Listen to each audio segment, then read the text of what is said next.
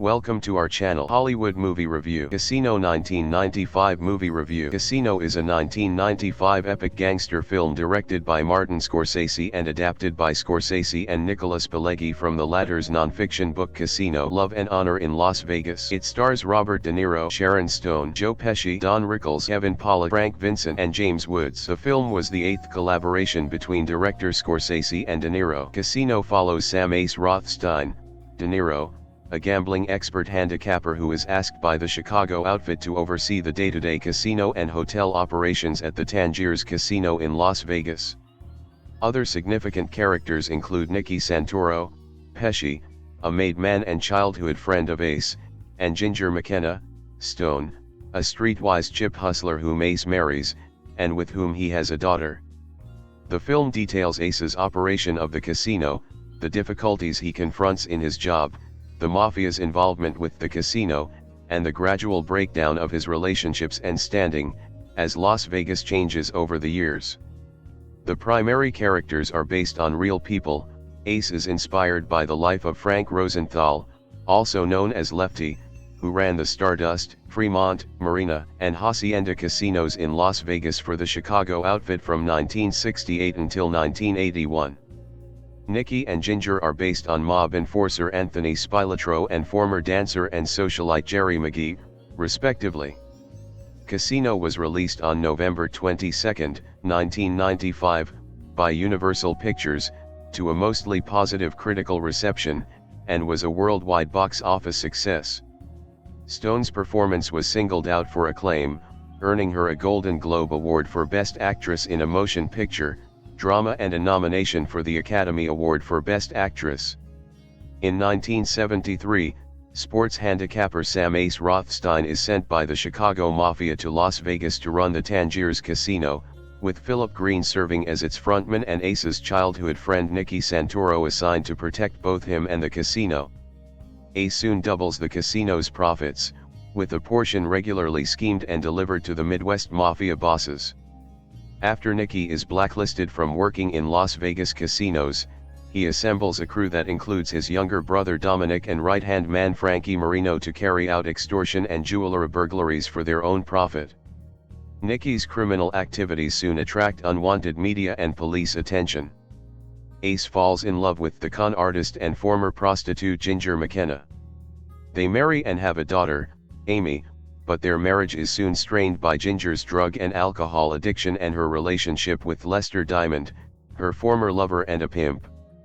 Eventually, Ace arranges for Nicky and his crew to beat Lester after catching him accepting $25,000 from Ginger at a cafe.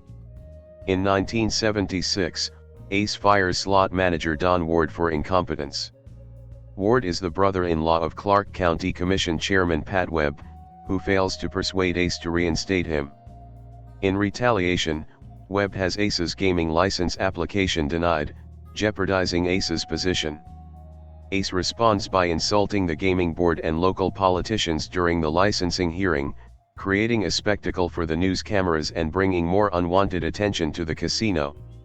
Unable to legally run the casino, Ace begins hosting a local television talk show from the Tangiers, frustrating the Midwest bosses by drawing even more attention to their operation. Ace blames Nicky's reckless criminality for the growing scrutiny, leading to a confrontation in the desert that ends with Nicky threatening him. Ace's repeated attempts to persuade Nicky to leave Las Vegas further strain their friendship. In 1980, with his marriage on the verge of collapse, Ace considers divorcing Ginger. She later kidnaps Amy and plans to flee to Europe with Lester. After learning of her plan, Ace convinces Ginger to return with their daughter. Later that night, Ace catches Ginger arranging a contract killing against him. Although he throws her out, he reluctantly forgives her when she returns. Ginger confides in Nicky, and the two begin an affair, which is soon exposed by private investigators. Nicky ends the affair after Ginger asks him to kill Ace and threatens to inform the FBI about their criminal activities. Ginger steals much of Ace's cash and jewelry and prepares to abandon Ace and Amy, only to be arrested by the FBI shortly afterwards. In 1982, the FBI discovers records kept by Artie, who oversees the skimming operation. The FBI closes the Tangiers and persuades Green to cooperate. Agents also approach Ace, showing him photographs of Nicky and Ginger together, but he refuses to help them. The Midwest bosses are arrested and, to protect themselves, they arrange the murders of everyone involved in the casino operation who could testify against them. In 1983, an impoverished Ginger dies from a drug overdose in Los Angeles. That same year, Ace narrowly survives a car bomb and suspects Nicky was responsible. In 1986, the Midwest bosses, having tired of Nicky's reckless criminality, have him and his brother beaten with baseball bats and buried alive in a shallow grave in a remote Illinois cornfield. In the years that follow, the mafia is pushed out of the casino industry by large corporations, which demolish nearly all of the old casinos. They are replaced by newer, more glamorous casinos that Ace laments are impersonal and soulless. Because he remains a reliable earner for the mafia, Ace is spared and relocates to San Diego, where he resumes working as a sports handicapper. Casino is based on New York crime reporter Nicholas Pileggi's book Casino, Love and Honor in Las Vegas. The research for Casino began when Pileggi read a 1980 report from the Las Vegas Sun about a domestic argument between Frank Lefty Rosenthal, a casino figure, and his wife Jerry McGee, a former topless dancer. This gave him an idea to focus on a new book about the true story of mob infringement in Las Vegas during the 1970s, when filming of Goodfellas, whose screenplay he co-wrote with Scorsese, was coming to an end. The fictional Tangiers Resort reflected the story of the Stardust Resort and Casino, which had been bought by Argent Corporation in 1974 using loans from the Teamsters Central States Pension Fund. Argent was owned by Alan Glick, but the casino was believed to be controlled by various organized crime families from the Midwest. Over the next 6 years, Argent Corporation siphoned off between $7 and $15 million using rigged scales.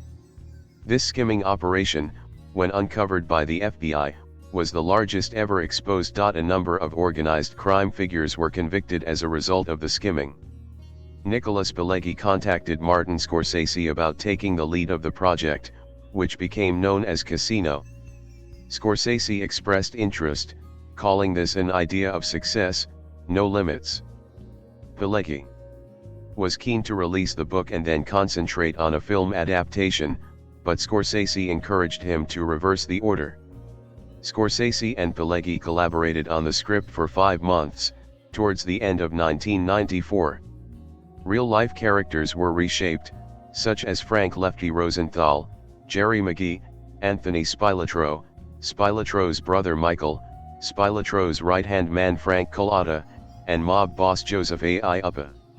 Some characters were combined, and parts of the story were set in Kansas City instead of Chicago. A problem emerged when they were forced to refer to Chicago as back home and use the words adapted from a true story instead of based on a true story. Real-life mobster turned witness Frank Collada inspired the character Frank Marino, played by Frank Vincent, served as a technical advisor for the film, and also played an on-screen role as a hitman. In interviews, Collada expressed his initial displeasure at his character Frank Marino participating in the murder of the Santoro brothers, but Scorsese persuaded him to accept it on the basis that Nicky could only be lured to his death by a trusted friend. They also decided to simplify the script, so that the character of Sam Ace Rothstein worked only at the Tangiers Casino, in order to show a glimpse of the trials involved in operating a mafia-run casino hotel without overwhelming the audience. According to Scorsese, the initial opening sequence was to feature the main character, Sam Rothstein, fighting with his estranged wife Ginger on the lawn of their house. The scene was too detailed, so they changed the sequence to show the explosion of Sam's car and him flying into the air before hovering over the flames in slow motion like a soul about to go straight down to hell. Costume designer Rita Riak was chosen to design De Niro's suits. Despite common legends citing that the clothing budget exceeded $1 million, Riak has since revealed it was much lower. Filming happened at night in the Riviera Casino in Las Vegas, with the nearby defunct Landmark Hotel as the entrance, to replicate the fictional Tangiers. According to Barbara de Fina, the film's producer, there was no reason to construct a set if they could simply film around an actual casino. The opening scene, with Sam's car exploding, was shot 3 times, the third take was used for the film. During the table arguing scene, De Niro called Stone a good actress. Saul Bass designed the title sequence, which was his last work. The total cost for the titles was $11,316, not including the fees for the basses. Bass justified the cost to De Fina by noting that creating a continuous explosion from a second shot of an explosion demanded a lot of experimentation, as did getting the flight path of the body exactly right. When first submitted to the MPAA, the film received an NC-17 rating due to its depictions of violence. Several edits were made in order to reduce the rating to R. The film was shot in the common Top Super 35 format as it allowed the picture to be reformatted for television broadcast. Scorsese said, "I wish I could just shoot straight anamorphic, but the lenses we had in this situation were actually much more diversified. To a certain extent, shooting a film this way can make certain technical aspects more difficult, but to me, anything is better than panning and scanning on TV. We can reframe just about every shot we did on this picture for video." Cinematographer Robert Richardson, on the other hand, was not impressed with the quality of the release prints, and did not touch the format again until Kill Bill, Volume 1, at which point the digital intermediate process was available. During a 5-day Thanksgiving holiday weekend, Casino opened in 5th place at the box office, grossing $14.5 million. The film grossed $43 million domestically and $73 million internationally, for a total of $116 million worldwide, against a $40 to $50 million production budget. Upon its release, Casino received mostly positive reviews from critics, although their praise was more muted than it had been for the thematically similar Goodfellas, released only 5 years earlier, with some reviewers criticizing Scorsese for retreading familiar territory. The film was also criticized by some for its graphic violence. On review aggregator Rotten Tomatoes, the film has an approval rating of 78% based on 74 reviews, with an average rating of 7.1/10. The site's critical consensus reads, "Impressive ambition and bravura performances from an outstanding cast help Casino pay off in spite of a familiar narrative that may strike some viewers as a safe bet for director Martin Scorsese." On Metacritic, the film has a weighted average score of 73 out of 100, based on 17 critics, indicating generally favorable reviews. Audiences surveyed by CinemaScore gave the film a grade B on scale of A+ to F. Roger Ebert of the Chicago Sun-Times gave the film 4 stars, stating, "Martin Scorsese's fascinating new film Casino knows a lot about the mafia's relationship with Las Vegas. Like The Godfather, it makes us feel like eavesdroppers in a secret place." He added, "Unlike his other mafia movies, Mean Streets and Goodfellas, Scorsese's Casino is as concerned with history as with plot and character." Janet Maslin of the New York Times noted that the film's journalistic approach resulted in no conveniently sharp focus, a plot built like a centipede, and characters with lives too messy to form conventional dramatic arcs. Nevertheless, she praised Sharon Stone, writing that she will be nobody's idea of Hollywood fluff after this spectacular, emblematic performance. Todd McCarthy of Variety felt the film possesses a stylistic boldness and verisimilitude that is virtually matchless. He praised De Niro's performance as outstanding and felt Stone was simply a revelation here. However, he noted Pesci holds up his end of the picture perfectly well, but Nicky is basically the same character he won an Oscar for in Goodfellas, but with a shade less of an itch. Peter Traverse of Rolling Stone wrote the film is not the equal of Mean Streets or Goodfellas, the more instinctive pieces in the crime trilogy that the flawed Casino completes. Coppola's Godfather Part 3 fell off far more precipitously. It is, however, just as unmistakably the work of a virtuoso, bold, brutally funny, and ferociously alive. Kenneth Turan of the Los Angeles Times noted the film is a return to Scorsese's earlier gangster films, but felt he made too few emotional connections to persuade us to see things the way he does. So instead of being operatic and cathartic, this film ends up exhausting and claustrophobic. He praised the principal actors, most particularly highlighting Stone for displaying star quality and a feral intensity that is the equal of what the boys are putting down. Philip Thomas of Empire magazine praised the film while highlighting its similarities to Goodfellas. He gave the film 5 stars, commenting it may not be Scorsese's greatest work, but this guy feeling a little off color is still far better than most people on fighting fit form.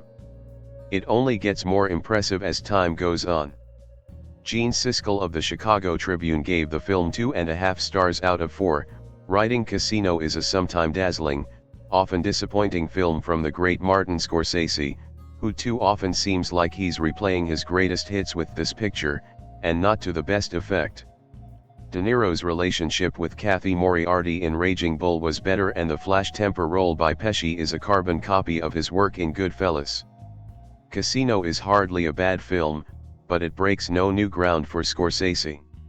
Dessen Howe of the Washington Post wrote the film is not great and that clearly Scorsese and Pileggi are trying to disinter the success of Goodfellas, their last collaboration. But they only come up with raging BS. The film's critical profile has increased in the years after its release, with critics Tom Charity and Natasha Vargas Cooper expressing that they retrospectively feel Casino is a more accomplished and artistically mature work than the thematically similar Goodfellas.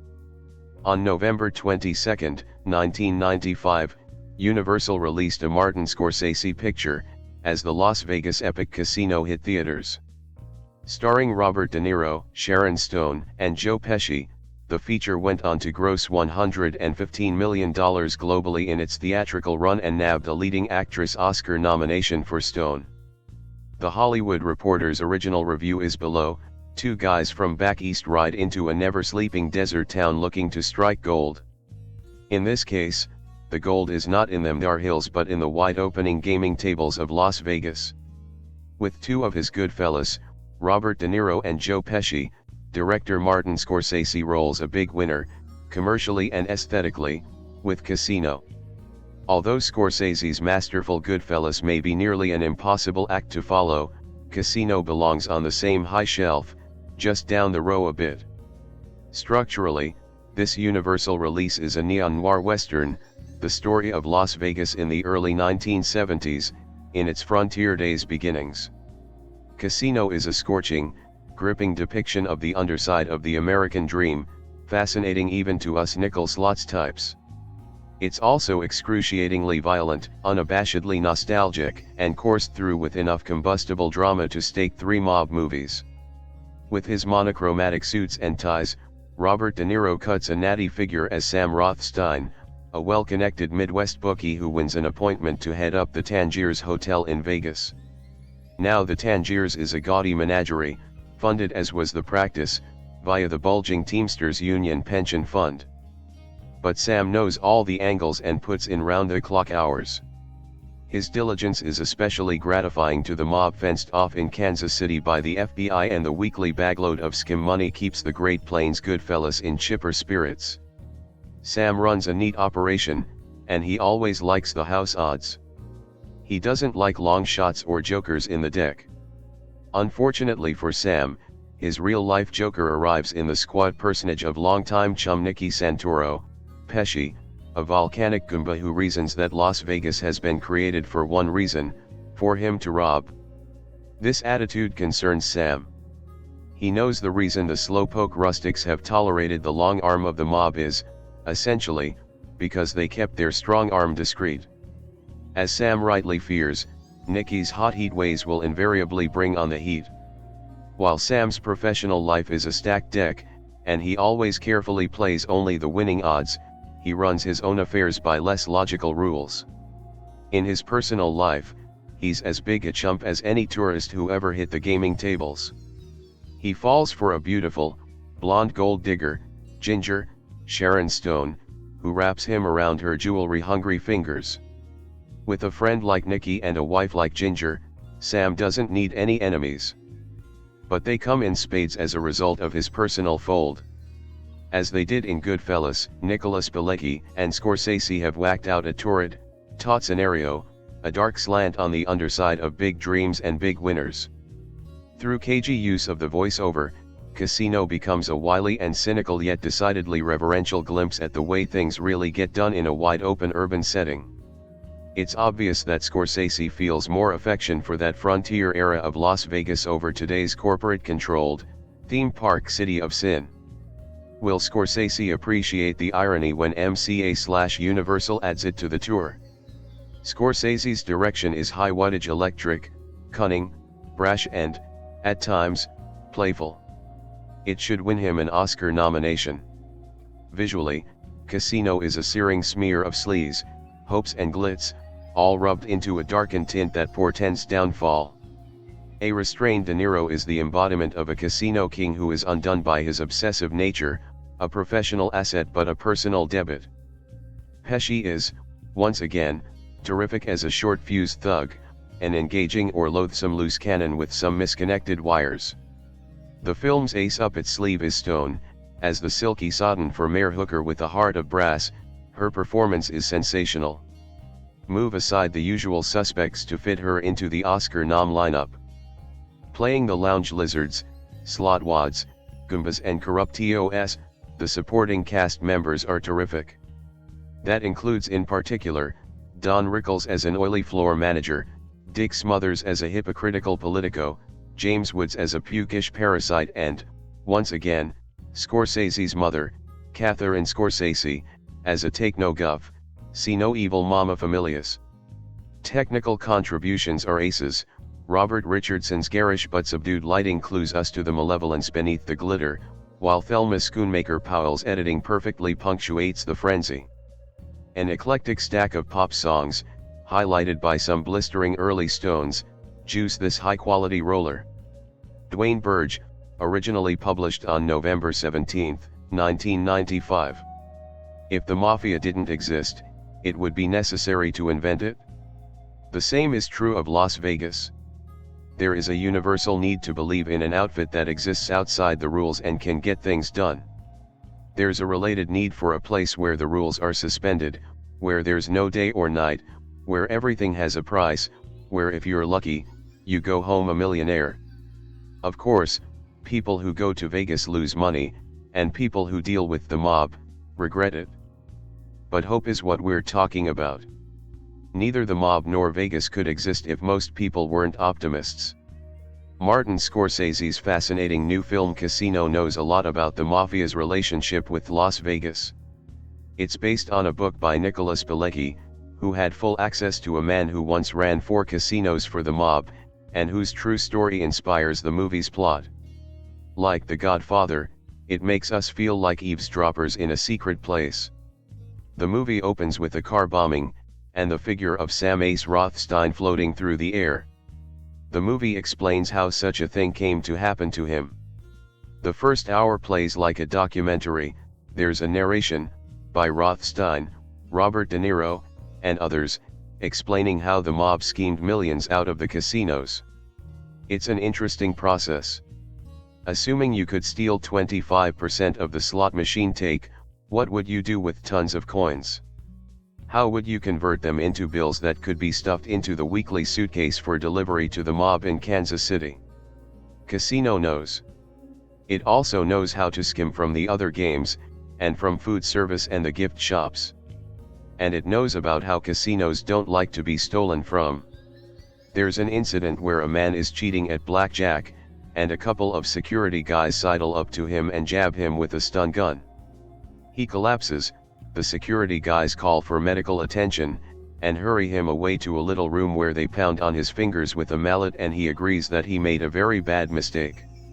Rothstein, based on the real-life figure of Frank, Lefty, Rosenthal, starts life as a sports odds maker in Chicago, attracts the attention of the mob because of his genius with numbers, and is assigned to run casinos because he looks like an efficient businessman who will encourage the Vegas goose to continue laying its golden eggs.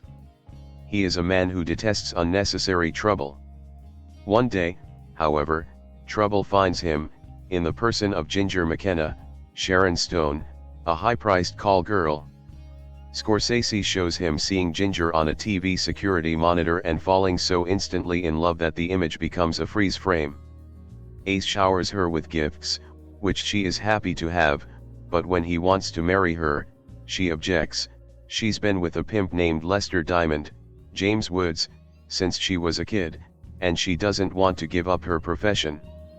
Rothstein will make her an offer she can't refuse: cars, diamonds, furs, a home with a pool and the key to his safety deposit box.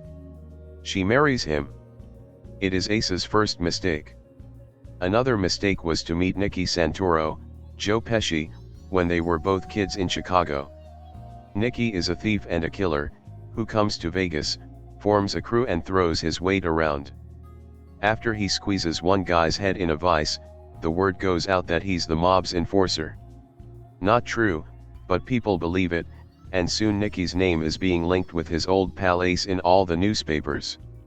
Scorsese tells his story with the energy and pacing he's famous for, and with a wealth of little details that feel just right. Not only the details of tacky 1970s period decor, but little moments such as when Ace orders the casino cooks to put exactly the same amount of blueberries in every muffin. Or when airborne feds are circling a golf course while spying on the hoods, and their plane runs out of gas and they have to make an emergency landing right on the green. And when crucial evidence is obtained because a low-level hood kept a record of his expenses. And when Ace hosts a weekly show on local TV, and reveals a talent for juggling. Meanwhile, Ginger starts drinking, and Ace is worried about their kid, and they start having public fights, and she turns to Nicky for advice that soon becomes consolation, and when Ace finds out she may be fooling around, he utters a line that, in its way, is perfect: "I just hope it's not somebody who I think it might be." It was, a narrator tells us, the last time street guys would ever be given such an opportunity. All the mob had to do was take care of business. But when Ace met Ginger and when Nicky came to town, the pieces were in place for the mob to become the biggest loser in Vegas history. "We screwed up good," Nicky says, not using exactly those words. Scorsese gets the feel, the mood, almost the smell of the city just right. De Niro and Pesci inhabit their roles with unconscious assurance. Stone's Call Girl is her best performance, and the supporting cast includes such people as Don Rickles, whose very presence evokes an era. His job is to stand impassively beside the boss and look very sad about what might happen to whoever the boss is talking to. Unlike his other mafia movies, Mean Streets and Goodfellas, Scorsese's Casino is as concerned with history as with plot and character. The city of Las Vegas is his subject, and he shows how it permitted people like Ace, Ginger, and Nicky to flourish, and then spit them out, because the Vegas machine is too profitable and powerful to allow anyone to slow its operation. When the mafia, using funds from the Teamsters Union, was ejected in the late 1970s, the 1980s ushered in a new source of financing: junk bonds. The guys who floated those might be the inspiration for Casino too. The big corporations took over, the narrator observes, almost sadly. Today, it works like Disneyland. Which brings us back to our opening insight. In a sense, people need to believe a town like Vegas is run by guys like Ace and Nicky. In a place that breaks the rules, maybe you can break some, too. For those with the gambler mentality, it's actually less reassuring to know that giant corporations, financed by bonds and run by accountants, operate the Vegas machine. They know all the odds, and the house always wins. With Ace in charge, who knows what might happen? This story has to be on a big canvas.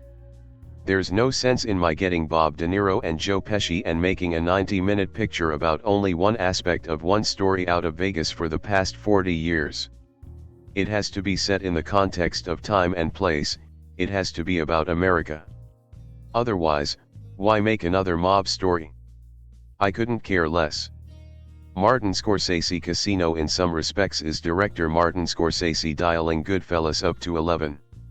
Oh, you want the mob life? Well, here it is in Chairman of the Board brashness and lurid Vegas baby. Sindulgence, where gambling king and long-term gaming licensee-in-waiting Sam Ace Rothstein, Robert De Niro, funnels money out the back door of the fictional Tangiers hotel he all but runs for the mob elders back east. To him, it's a morality car wash. There's almost too much story to cram into Casino, with multiple back-and-forth narration dumps from Ace and best friend from back home Nicky Santoro, Joe Pesci, and virtually wall-to-music and songs, exhaustively sourced by Scorsese himself with musician Robbie Robertson. Perhaps that's the point. Vegas, whether Wilder and mob run, or a homogenized Disneyland as Ace disparages when big business and their own greed and carelessness finally squeezed the bosses out, has always been about sensory overload. Critic David Thompson perhaps has the right idea, revisiting the film often, but in chunks, half an hour here or there, passages, riffs, routines, numbers if you like, and I think that references to music are vital, he says. It's the sensation, the feeling you get from listening to a piece of music over and over again. From the damning final chorus of Bach's St. Matthew Passion in the opening scene, where Ace gets blown up in his car and goes hurtling through a Saul and Elaine bass-designed inferno of flames and Vegas Strip Bad Men Before Mad Men, to the tapestry of hooks and grooves that fit the mood and glide of a dream town ripe for the picking. I was very lucky to be able to choose from over 40 years of music, and in most cases to be able to get it into the film, the director recounts in Scorsese on Scorsese. Certain songs and pieces of music, when you play them against the picture, change everything. So it's very, very delicate. In Goodfellas the sound is more Phil Spector, while in this picture it's more the Stones, especially Can't You Hear Me Knocking, which is a key song in the film. Make hay while the desert sun shines, baby. The film is based on the true story of Frank Lefty Rosenthal, who the mob employed to take control from the Teamsters in Las Vegas in 1971, running a number of casinos beginning with the Stardust. His muscle, who himself muscled in, unofficially, was his childhood friend from Chicago, Tony Spilatro. Our heroes are based on these guys. Let's say a number of things went wrong with the dream ticket. A disgruntled hood who travels between Kansas and Vegas foolishly keeps a record of expenses owed. The greedy mob bump off Kevin Pollak's straight hotel frontman Philip Green's previously unknown former business partner Anna Scott when she wins a legal case against him for her share. A wiretap on an unrelated murder picks up the aforementioned hood grumbling about being stiffed for money, and so on. For Spilatro, his main weakness was falling for Jerry McGee, a chip hustler, hooker, and topless dancer, portrayed as Ginger, by a terrific Sharon Stone. He married her, setting aside money and jewelry in her name, but actually his safety net, but their marriage collapsed into a Taylor and Burton-esque spiral of recriminations, alcoholism, control freakery and distrust, Jerry turning for solace to Tony, as happens in the film. Crime writer Nicholas Pileggi was in the process of turning this complex tale into a book, and ended up collaborating with his Goodfellas partner Scorsese again on a screenplay, the two writing together over an intensive 5-month period in 1994. Characters were reshaped and reimagined, sometimes several condensed into one. Scorsese and Pileggi walked a legal tightrope, having to note that the film was adapted from a true story rather than based on a true story. This does lead to the amusing screen title substitute of Back Home for Chicago at one point. Scorsese thought of the story as Old Testament-like in its tale of gaining paradise then losing it through greed and pride, the fictional Tangiers eventually being torn down like the Tower of Babel for a safer, theme park-like experience, the mob bosses and their cronies scattered across the desert plains, no longer speaking from the same playbook. The film opens with a sweeping aerial view of the desert, then the strip lights at night, seductive, but illusory. Sam is given paradise on earth, Scorsese said. In fact, he's there to keep everybody happy and keep everything in order, and to make as much money as possible so they can take more on the skim. But the problem is he has to give way at times to certain people and certain pressures, which he won't do because of who he is. When people warn him about Ginger, he says, "I know all the stories about her, but I don't care, I'm Ace Rothstein and I can change her." But he couldn't change her. And he couldn't control the muscle Nikki because if you try to control someone like that you'll be dead.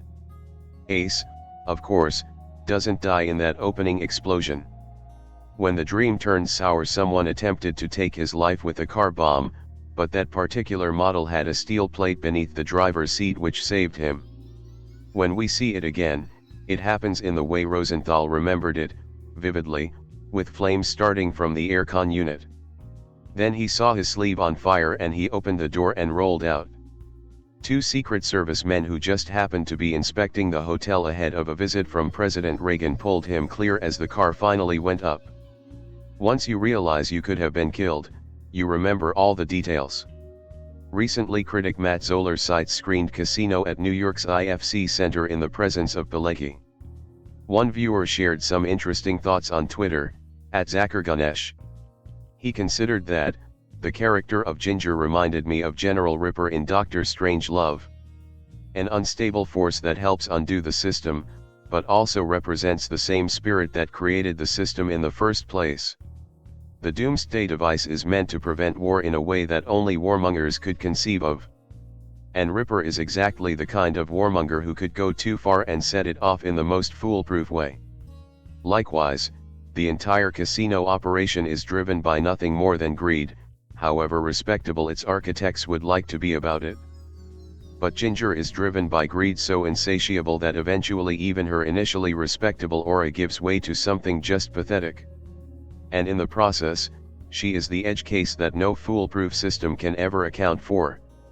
Ace was so used to predicting wins and losses, he assumed he could figure her out, but she was, for better or for worse, mainly worse, the most irrepressibly human of all of them. And that messy humanity that you can't bet on or control for, is what helps pull the ground out from under all of them. Ace and Ginger have a child, Amy, but Ginger feels trapped in the marriage, spiraling out of control on alcohol and cocaine, neglecting Amy. At one point, and this was true, Ace comes home to find Amy tied to her bed with stockings while Ginger paints the town red. The kid was asleep, she slurs, figuring she'd be home before she woke up. Ace tries to have her page him every time she goes somewhere. Ginger pines for her pimp, a slimy James Woods, who conspires with her to take the kid and leave, emptying her safety deposit box.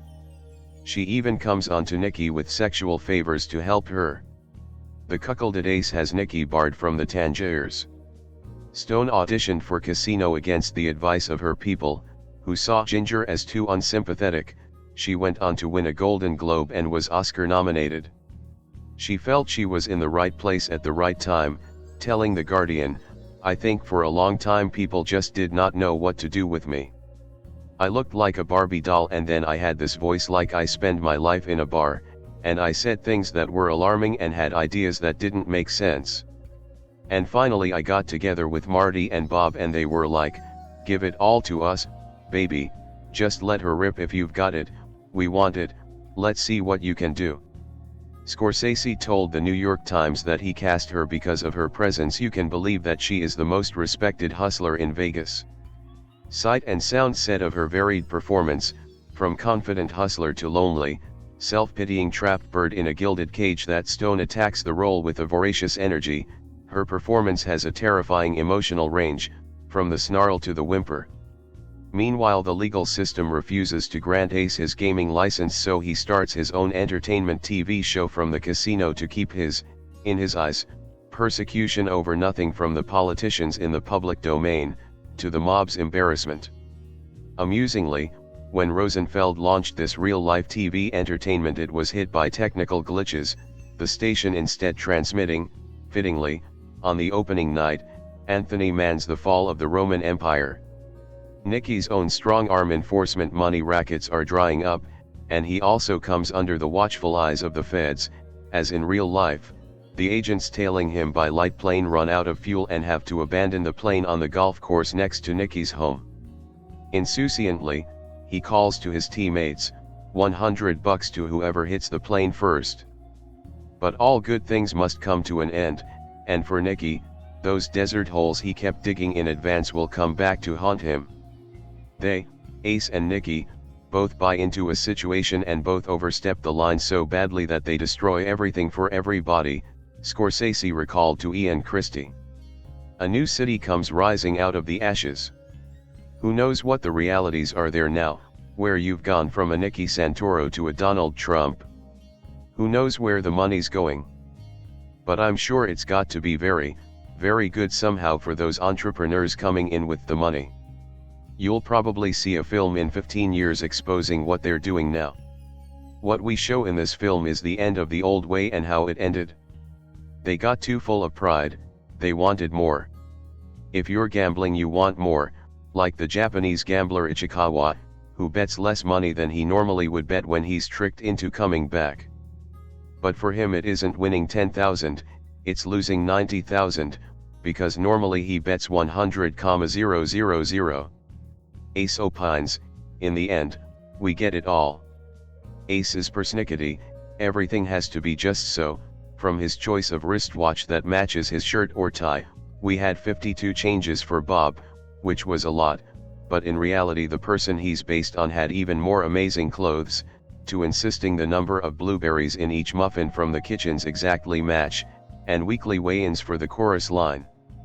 Ace even hangs his pants up when he's working at his desk so they don't get creased. The Tangiers has to be the best place on the strip. Rita Riak and John Dunn did the costumes, reputedly for a $1 million budget, vibrant mustard yellows and electric blues, crimson blazers for Ace, glamorous cocktail dresses, then slightly tacky white leather miniskirts and thigh-high boots for Ginger. In the end she's scrabbling around in a David Bowie-type gold lame outfit, a little baggy to show her drug-infused weight loss.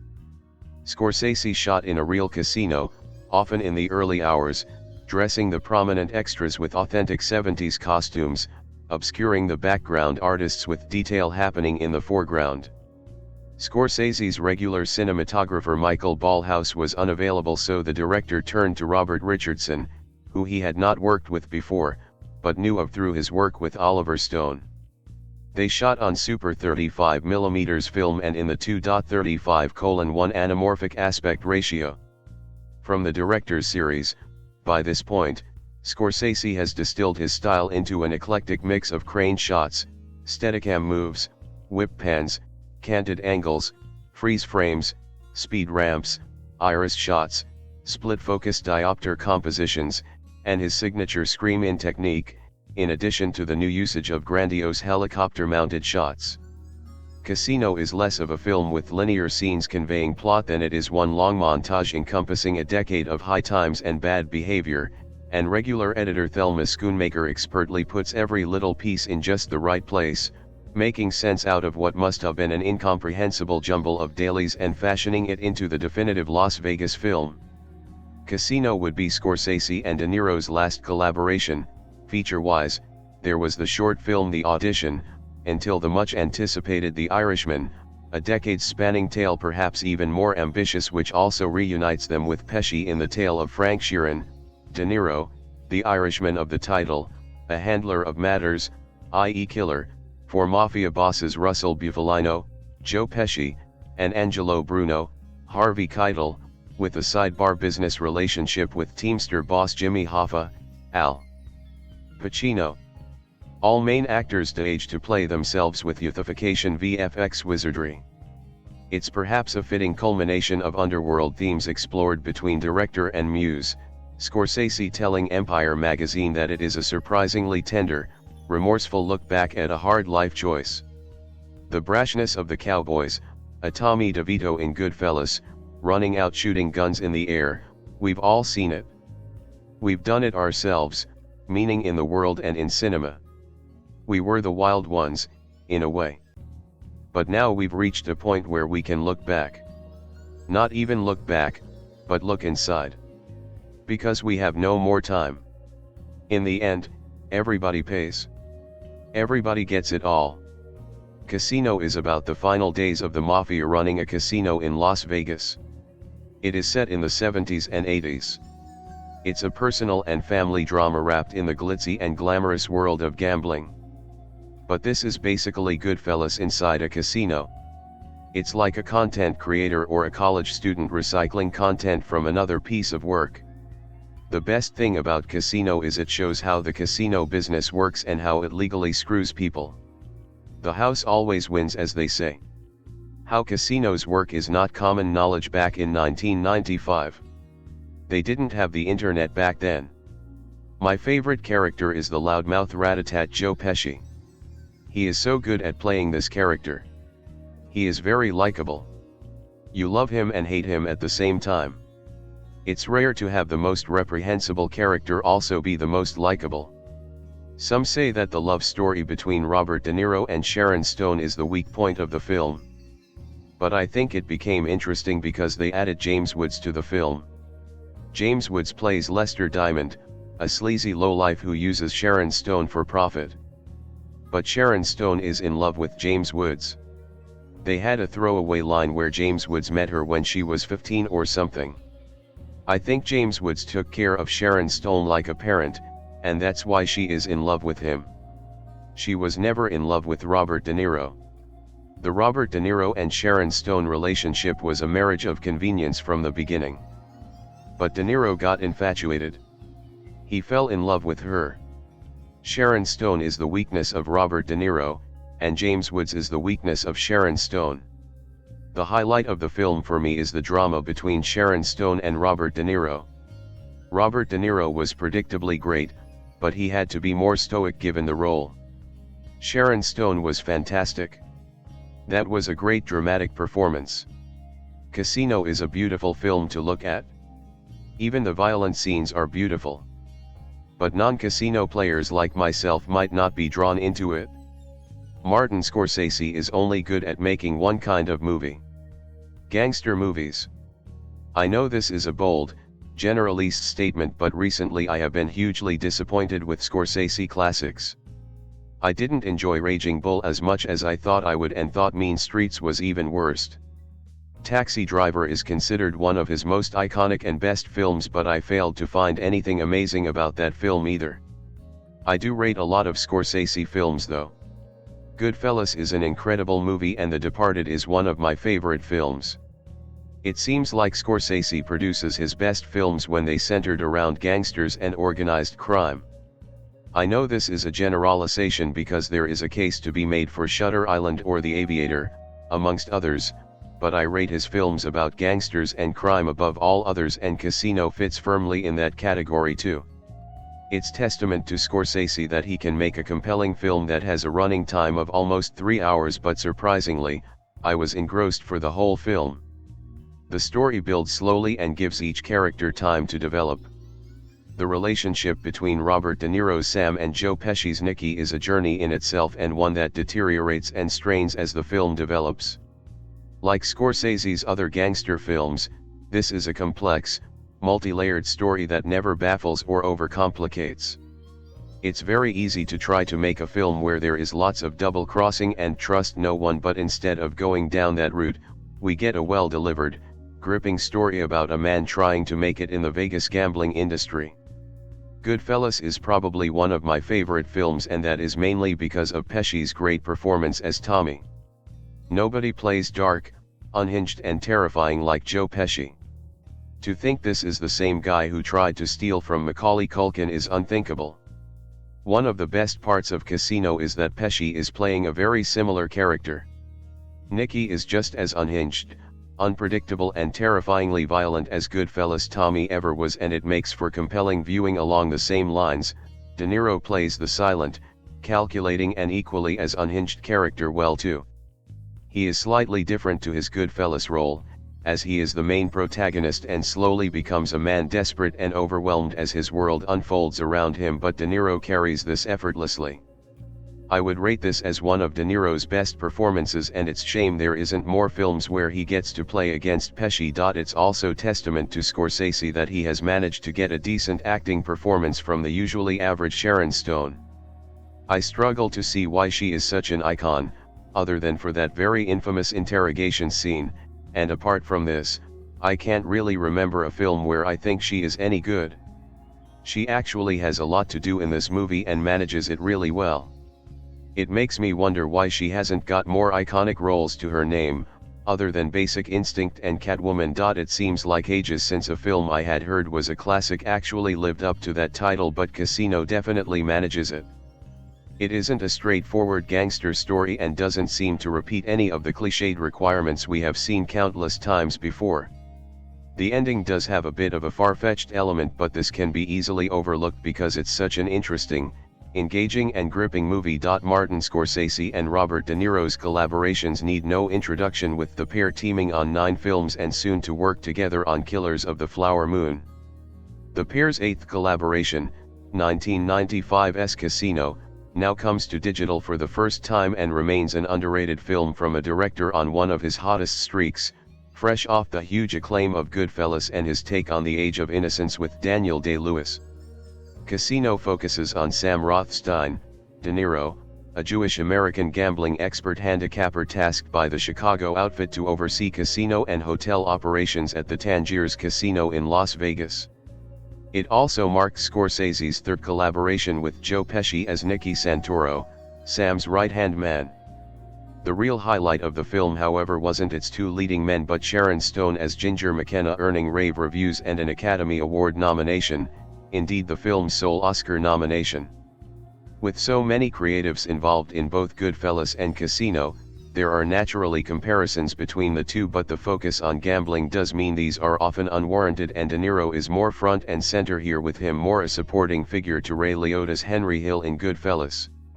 Stylistically there are of course some similarities, the use of voiceover and some of the terminology, but for the most part they are different beasts. As with Goodfellas, there are bouts of explosive violence. De Niro and Pesci are, as one might expect, on top form, with Sam looking to be in control and Pesci a fine foil. Stone deservedly earned plaudits, lighting up the screen whenever she appears.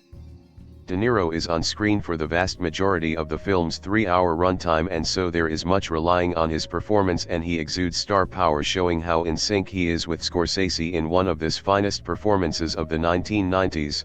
Remarkably coming alongside another the same year in Michael Mann's Heat. Cinematographer Robert Richardson, in his first of 7 collaborations with Scorsese, shows why they are such a fine pairing, delivering a visual treat and one of Scorsese's most aesthetically pleasing films. As ever with a Scorsese film, the soundtrack is an eclectic mix of blues, soul, rock, and roll and more, with tracks by Dinah Washington, Dean Martin, The Rolling Stones, Otis Redding, and Muddy Waters, among many others. It is one of the strongest soundtracks of his storied career and perfectly fits the film's 70s setting. Casino is a film showing a director at the top of his game in the middle of an especially hot streak. If not Scorsese's strongest effort, it is certainly worthy of appreciation. De Niro and Pesci excel as ever, while Sharon Stone almost steals the film from under them, and if there is an element of formula on display, it is simply because Scorsese is one of the best at the crime epic, beautifully capturing 70s Vegas and sandwiched between The Age of Innocence and Kundun, showing his range, something he often doesn't get enough credit for. The first 2 movies that come to mind when discussing director Martin Scorsese's storied career are probably Raging Bull and Goodfellas. They're his most notorious movies that were robbed of the Oscar for Best Picture and arguably bookend his most prolific decade as a creator. But Scorsese's most enduring legacy is not with the critics or Hollywood establishment.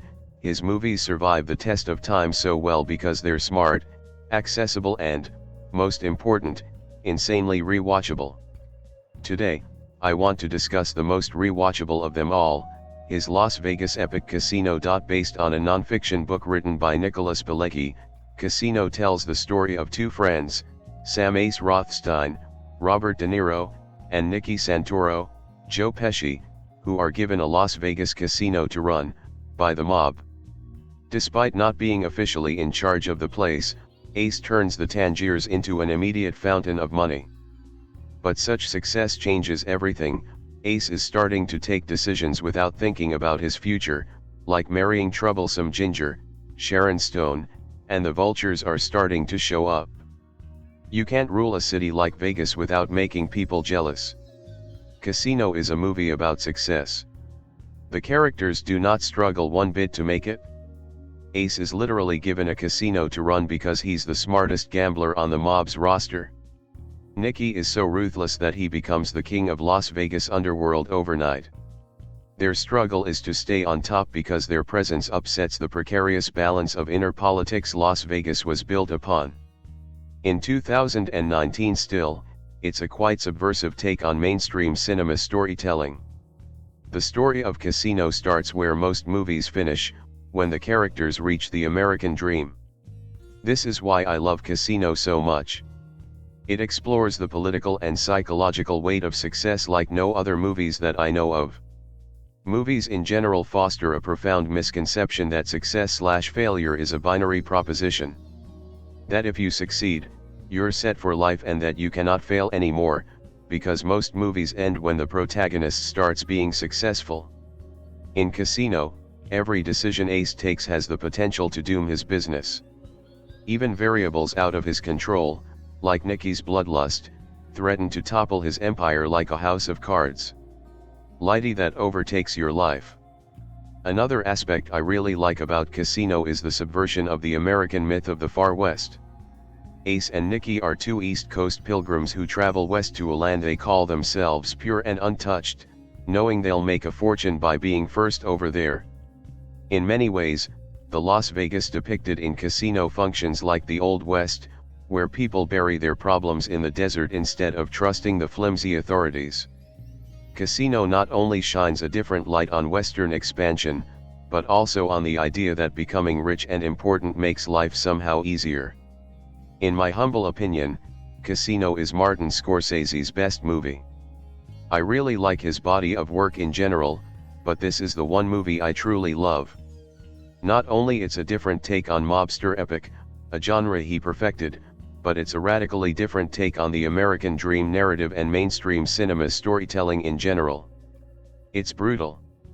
It's funny. Sometimes it takes itself serious. Sometimes it doesn't. It's an experience and a truly original vision. Not quite a desert island film for me, but almost. Casino aged like fine wine and it's available on Netflix. Go watch it again. I'm not a big Martin Scorsese fan, I don't hate the man or deny his ability as a director, but at the same time I find myself not taken by most of his work. My biggest issue with Scorsese is his desire to glorify detestable characters. I have no problem with scumbag characters, they do exist after all and they can be very interesting. My problem comes into play with Scorsese's penchant for glorifying scumbags to the point of heroic status. It's one thing to present violence on screen and say, these people were violent, this is what happened, and to present violence on screen and say, these people were violent, and they were awesome. It's a personal thing, but it's a part of Scorsese's work that greatly holds him back in my mind. Casino is a great example of Scorsese's glorification syndrome in effect. All movie long we witness deplorable people and despicable acts, and it is conveyed under the guise of, hey, these were violent people, they did horrible things, but you need to see it. Scorsese's idea of gangsters and glory comes into play at the end when through a voiceover and visuals the movie conveys that Las Vegas today is a joke and that back in the old days when the cool gangsters were in charge things were much better. Scorsese spent an entire movie showing us despicable acts by despicable people from the outside vantage of isn't this just despicable? But his final message is that those despicable acts and people were actually pretty cool and better than the corporations we have today. So, forget what I just showed you for the last 2.5 hours, just focus on these parting thoughts.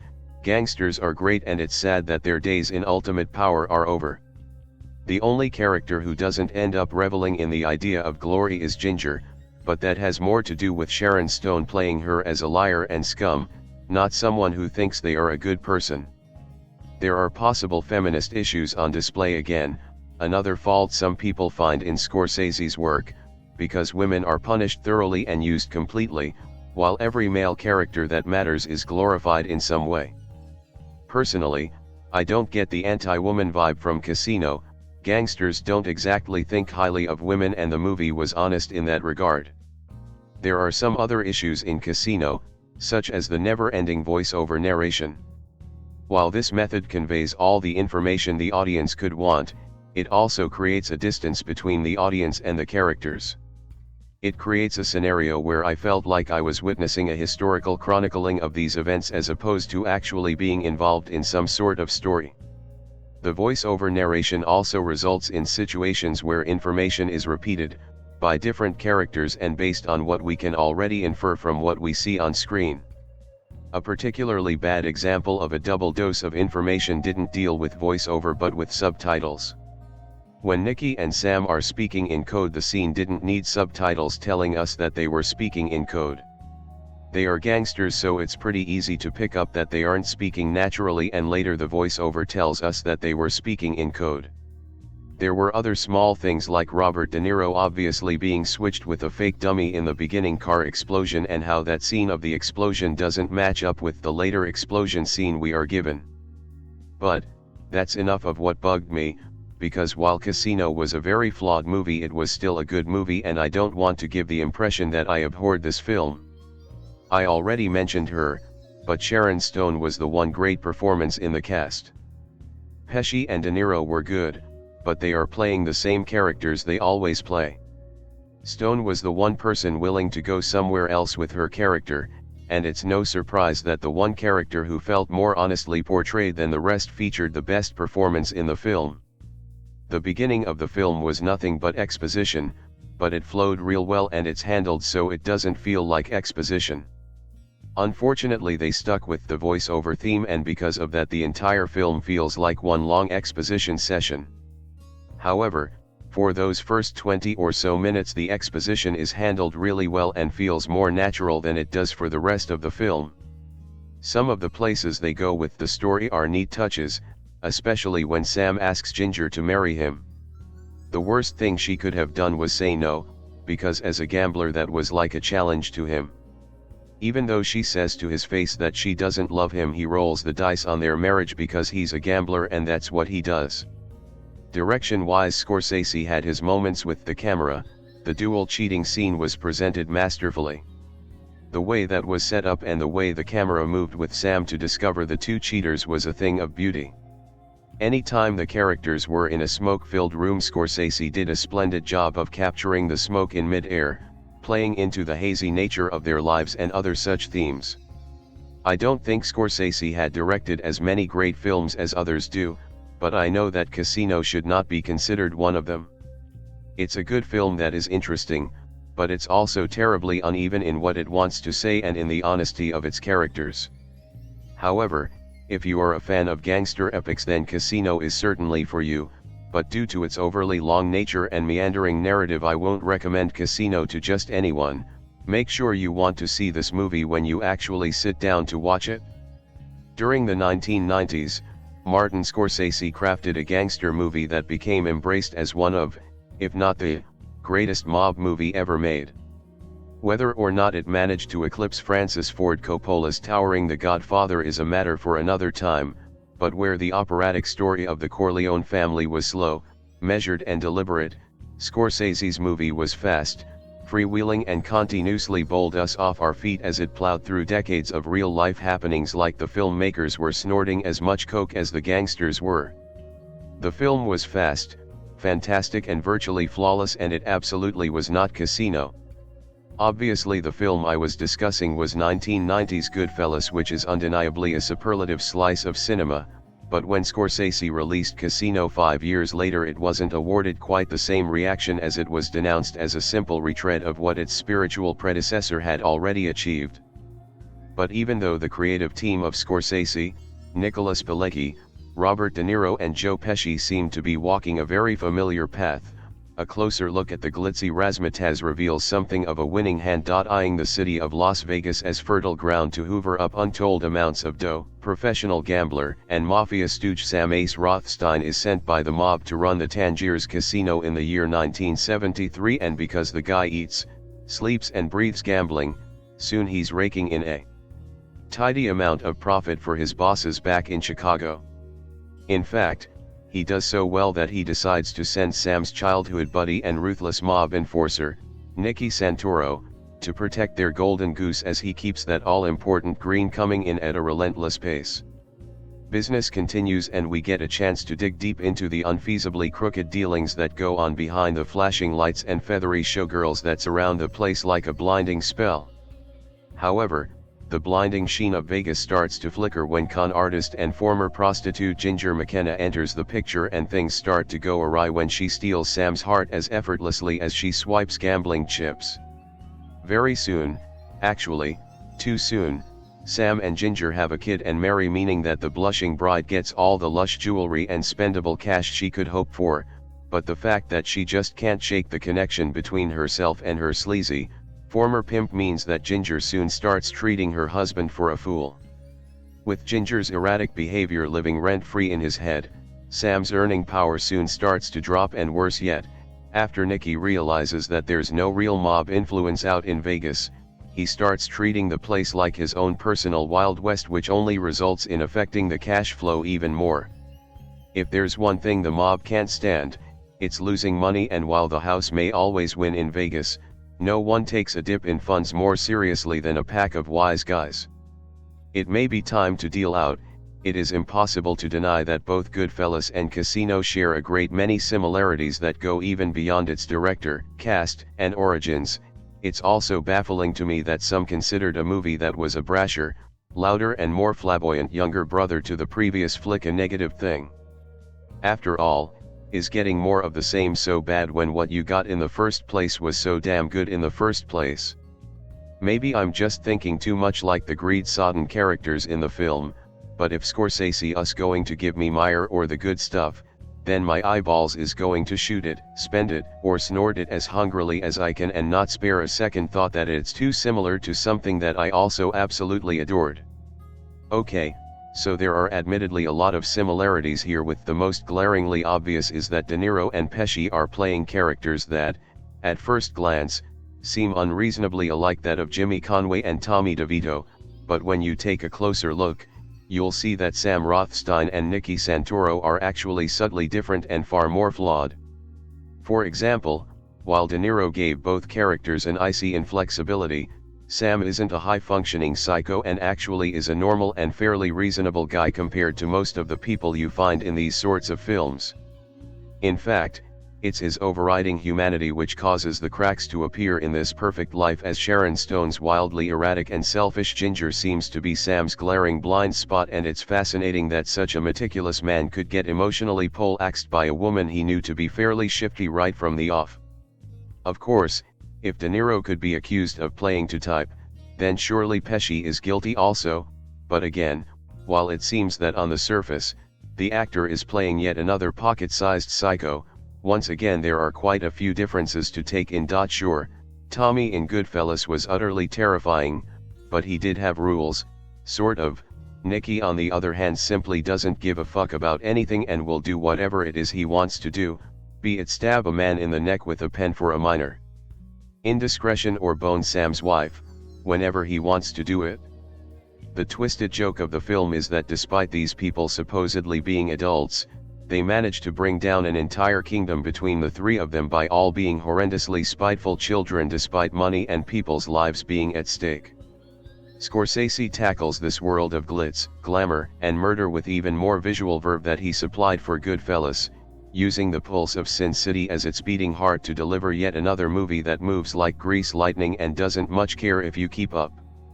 Utilizing overlapping voiceovers from dueling narrators to continually keep you abreast of what is going on, the movie is equally as intrigued about detailing out every little scam and rule as it does following the actual plot. Of course, when the director isn't having his whirling camera explain the inner workings of the casino, or the latest illegal idea that enters Santoro's head, it's laying out some pretty shocking violence that somehow puts Goodfellas to shame. In fact, the infamous scenes that see a man have his head compacted in a vice to eye-popping effect and one containing a lot of aluminium baseball bats and a shallow grave remain as two of the most brutal moments of the entire decade. All of this is whipped up with yet another amazing soundtrack which mercilessly delivers hit song after hit song to set the scene perfectly alongside the oversized sunglasses and lavish furs, and when you consider that the film also underuses the likes of Don Rickles, James Woods, and Kevin Pollak simply because it can, there's a swaggering, but flawed confidence to Casino that matches its tone as perfectly as three aligning jackpot signs on a gambling machine. So who cares if Casino is technically inferior to its big brother? An awesome movie is an awesome movie, and if it helps, just think of it as a spiritual sequel that does the same thing as its predecessor, but slightly different. The Mafia is the most interesting crime organization out there, and Martin Scorsese understands this as well as the Mafia itself all too well. He knows that the inner workings of the Italian crime family is fascinating to those who avidly pursue the knowledge of what goes on under the surface, and even more so to those who blissfully ignore its ethereal presence. It is completely inappropriate that I am reminded of the Vampire Council in Blade, but regardless, I am. An organization that is everywhere but never seen, and have their blood-soaked tendrils in everything. The Vampire Council requires money to get blood, but the Mafia require blood to get money. From the outset, Casino makes its presence known. Robert De Niro's character Sam Ace Rothstein walks out of a casino in a bright pink suit and sits in his rigged car, which instantly erupts in hellfire. The unrequited shock of this moment is what drives the narrative of Casino. Whenever anything in the future happens or you get the sense that there is little direction to the plot, you remember where it will end up, and it contextualizes the situations and keeps it all very engaging. The opening also explains why so much of the story is told through voice-over narration, especially in the first hour. Sam Rothstein narrates to us his past experiences leading up to the grave moment, starting in the 1980s when the mob ran Las Vegas. The narration is also handled by Joe Pesci's character Nicky Santoro, who we'll speak more about later, who does a fine job. The first hour I mentioned is told almost entirely through visual storytelling and voice-over narration. The movie lives and dies on two things: the characters and the intricacies of the mob. So we have a third of the movie dedicated to filling in those blanks.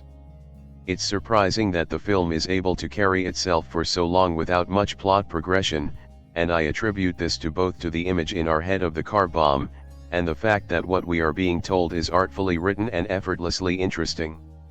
We are introduced in this hour to Ace's character, a high-stakes gambler. He knows everything about gambling. We are told about how he would find out the little details no one else cared about, such as wind velocity and how the flooring of a game will affect the bounce of the ball. Most crucially, we are told that Ace always wins. His efficiency with money and the gaming industry attracts the attention of the mob, who see fit to hire him as the de facto boss of the Tangiers casino, which would be possible with the exploitation of a loophole that means Ace will never need to actually have a license, he need merely apply for one. He accepts on the condition that things are done his way. Sam's way, of course, makes money, which needs to be schemed off the top and given to the bosses once every month. As long as this happens, then everything will be right as rain for Sam. Which is how it goes, but the brilliant success of the Tangiers leads the bosses to hire some enforcers as protection, the leader of which is Nicky Santoro. Nicky is an issue right off the bat, juxtaposing entirely with the methodical and rational business strategies of Ace. Santoro is violent even when only slightly provoked, and he will not stop hitting. In Ace's own words, if you beat him with a gun, you better kill him, because he'll keep coming back and back until one of you is dead. The third major player is Ginger, Sharon Stone. An ex-prostitute that values money over anything else in the world. She can only be satisfied when someone sticks Benjamin Franklin's portrait in her palm, and her pockets, and her shoes. Ace falls in love instantly with this girl, and quickly he asks for her hand in marriage. He is only able to sway her by offering substantial sums of money to support her. She quickly obliges and they have a child together. These are the three pillars of the film, and each one is instrumental in each other's future. Nicky attracts too much heat to Ace's near-perfect operation, whilst Ginger descends into serious alcohol and drug problems, as well as refusing to stop seeing her old pimp Lester, James Woods. Ace's unrequited love for Ginger keeps them together, but the relationship quickly becomes strained and Ginger becomes a detestable character, a character that Sharon Stone is able to portray with hateful relish. Casino is gritty, but it isn't gratuitous. There are many scenes that will cause squirming outside the screen, but that's the effect that is intended. Not for shock factor, but as an instinctive gut reaction that tells you that what is happening is wrong. It keeps the viewer from being overtly lured into the prospect of working in this bloodthirsty business. Despite the money and respect, bones must be broken. One scene in particular involving a vice is certainly going to put people off, but the effect won't be lost by looking away. In fact, that would indicate that Scorsese is doing his job more than right. Even if you choose to look, which I did, Scorsese should be credited for his restraint when filming these scenes. Gory images are only left on the screen for a second at most, with most of the effect being attributed to what we hear and our imaginations. The story that follows of the FBI getting closer and closer to the operation, as well as the relationship between Ginger and Ace, is what makes the final 2 hours of this film compelling. We are always reminded through our own tuition of the ball of flame from the film's introduction, and this still gives all of the events an objective that gives the movie constant purpose. It is less about the inevitable result, but more the engrossing journey. Perhaps the 3-hour runtime will be a bit much to some, but I find it marvelous that Martin Scorsese was able to create a film injected with such fantastic visual style that runs mostly off of its actors, whilst retaining a constant sense of investment. Looking between the titans of De Niro and Pesci, I was happily stuck in the middle. Martin Scorsese understands gangsters better than anyone. With Mean Streets, he followed the lives of small-time hoods in Little Italy. In Goodfellas, he showed us the ups and the downs of gangster life for those that climb the ladder a few rungs, then, of course, hit every rung on the way back down. And the third in this unofficial trilogy is Casino. Based in Las Vegas in the 70s, the original Sin City, we are now presented with the hierarchy of the underworld, the absolute top of the tree. Robert De Niro plays Sam Ace Rothstein, a professional gambler selected by the mob to run the biggest casino in town. He is a businessman who wishes to lead as legitimate a business as possible. However, when childhood friend, the psychopathic Nicky Santoro turns up with his own very different agenda, it's only a matter of time before cracks in their glitzy empire start to show. The film may be based on true events, but the story reads like a tale adapted from Greek mythology. Ace and Santoro are like gods. They find themselves in a situation where they have monumental power, but, as with all Greek gods, they have fatal flaws. Ace's tragic mistake is falling in love with sexy call girl Ginger, Sharon Stone, a beautiful temptress who screws with his head and never falls out of love with her pimp, Lester Diamond, James Woods. Nicky's Achilles heel is his ego and his stupidity, and a clever aspect of the narrative is knowing that it will catch up with him, but not quite knowing how, or when. Joe Pesci is scarily at ease playing Nicky, seeming to relish the role of a brutal, cold-blooded heavy. He somehow exceeds the violent presence that he previously achieved in Goodfellas, perhaps because in this situation, where the world is their oyster, his spontaneous acts of ferocity seem unnecessary. Santoro is a time bomb, and whenever he is on screen you know that he can go off at any minute. You wouldn't have wanted to meet the original character in real life, but it makes for electric cinema. With a film based in a man's world and featuring what is largely Scorsese's stock cast, it is unsurprising that the standout performance belongs to Stone, who finally lands herself a decent role and sure as hell makes the most of it, crying her way through scenes convincingly, as her character's world falls apart.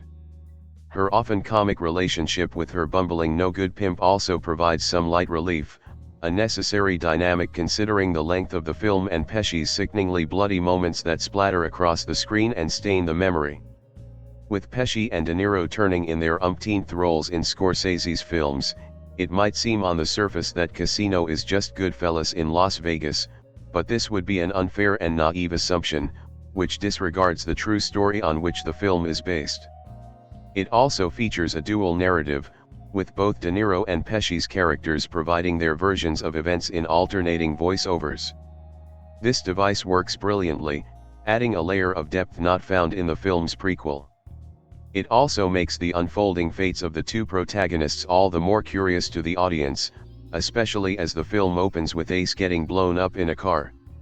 Like his collaborator Nicholas Pilecki, an author famous for his mobster obsession, Scorsese makes these films, not because of the kudos that surrounds such characters or because gangster films are cool, but because of a genuine fascination for that lifestyle and the quality of the stories that arise out of it.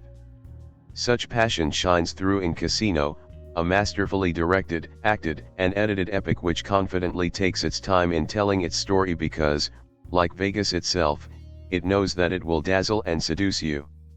Martin Scorsese has made a living of retelling outrageous, true stories surrounding flawed characters and their connections with less than reputable characters. Casino, Scorsese's eighth team-up with Robert De Niro, depicts a truly burdensome time at a casino which is definitely more strenuous than playing online blackjack in the comfort of your home while all cozy in your pajamas. At least now you can easily learn the rules of the game in safe, relaxed environment rather than getting your head beat in by an angry Joe Pesci. But does Casino stand among Scorsese's best films? The following review will be spoiler-free. Casino movie is directed by the aforementioned Martin Scorsese and stars his usual crew of actors including Robert De Niro and Joe Pesci with Sharon Stone in a supporting role. We follow Sam Rothstein, De Niro, who is the head of the Tangiers Casino in Las Vegas. Scorsese exposes the inner workings of crime that takes place at the casino as Rothstein has very close ties to Nicky Santoro, Pesci, a well-known mob boss. While Rothstein loosely follows the rules, keyword loosely, to rise to the top, those around him, including Nicky and his wife Ginger, Stone, begin to show what the corrupt underbelly of Las Vegas can do to a person, forcing the FBI to come knocking. It's no secret that Scorsese is master craftsman of quality films. His skills have no signs of depleting anytime soon, as his last film, Silence, of which you can read my full review here, was met with very, very high praise as it showed his deeper, mature side.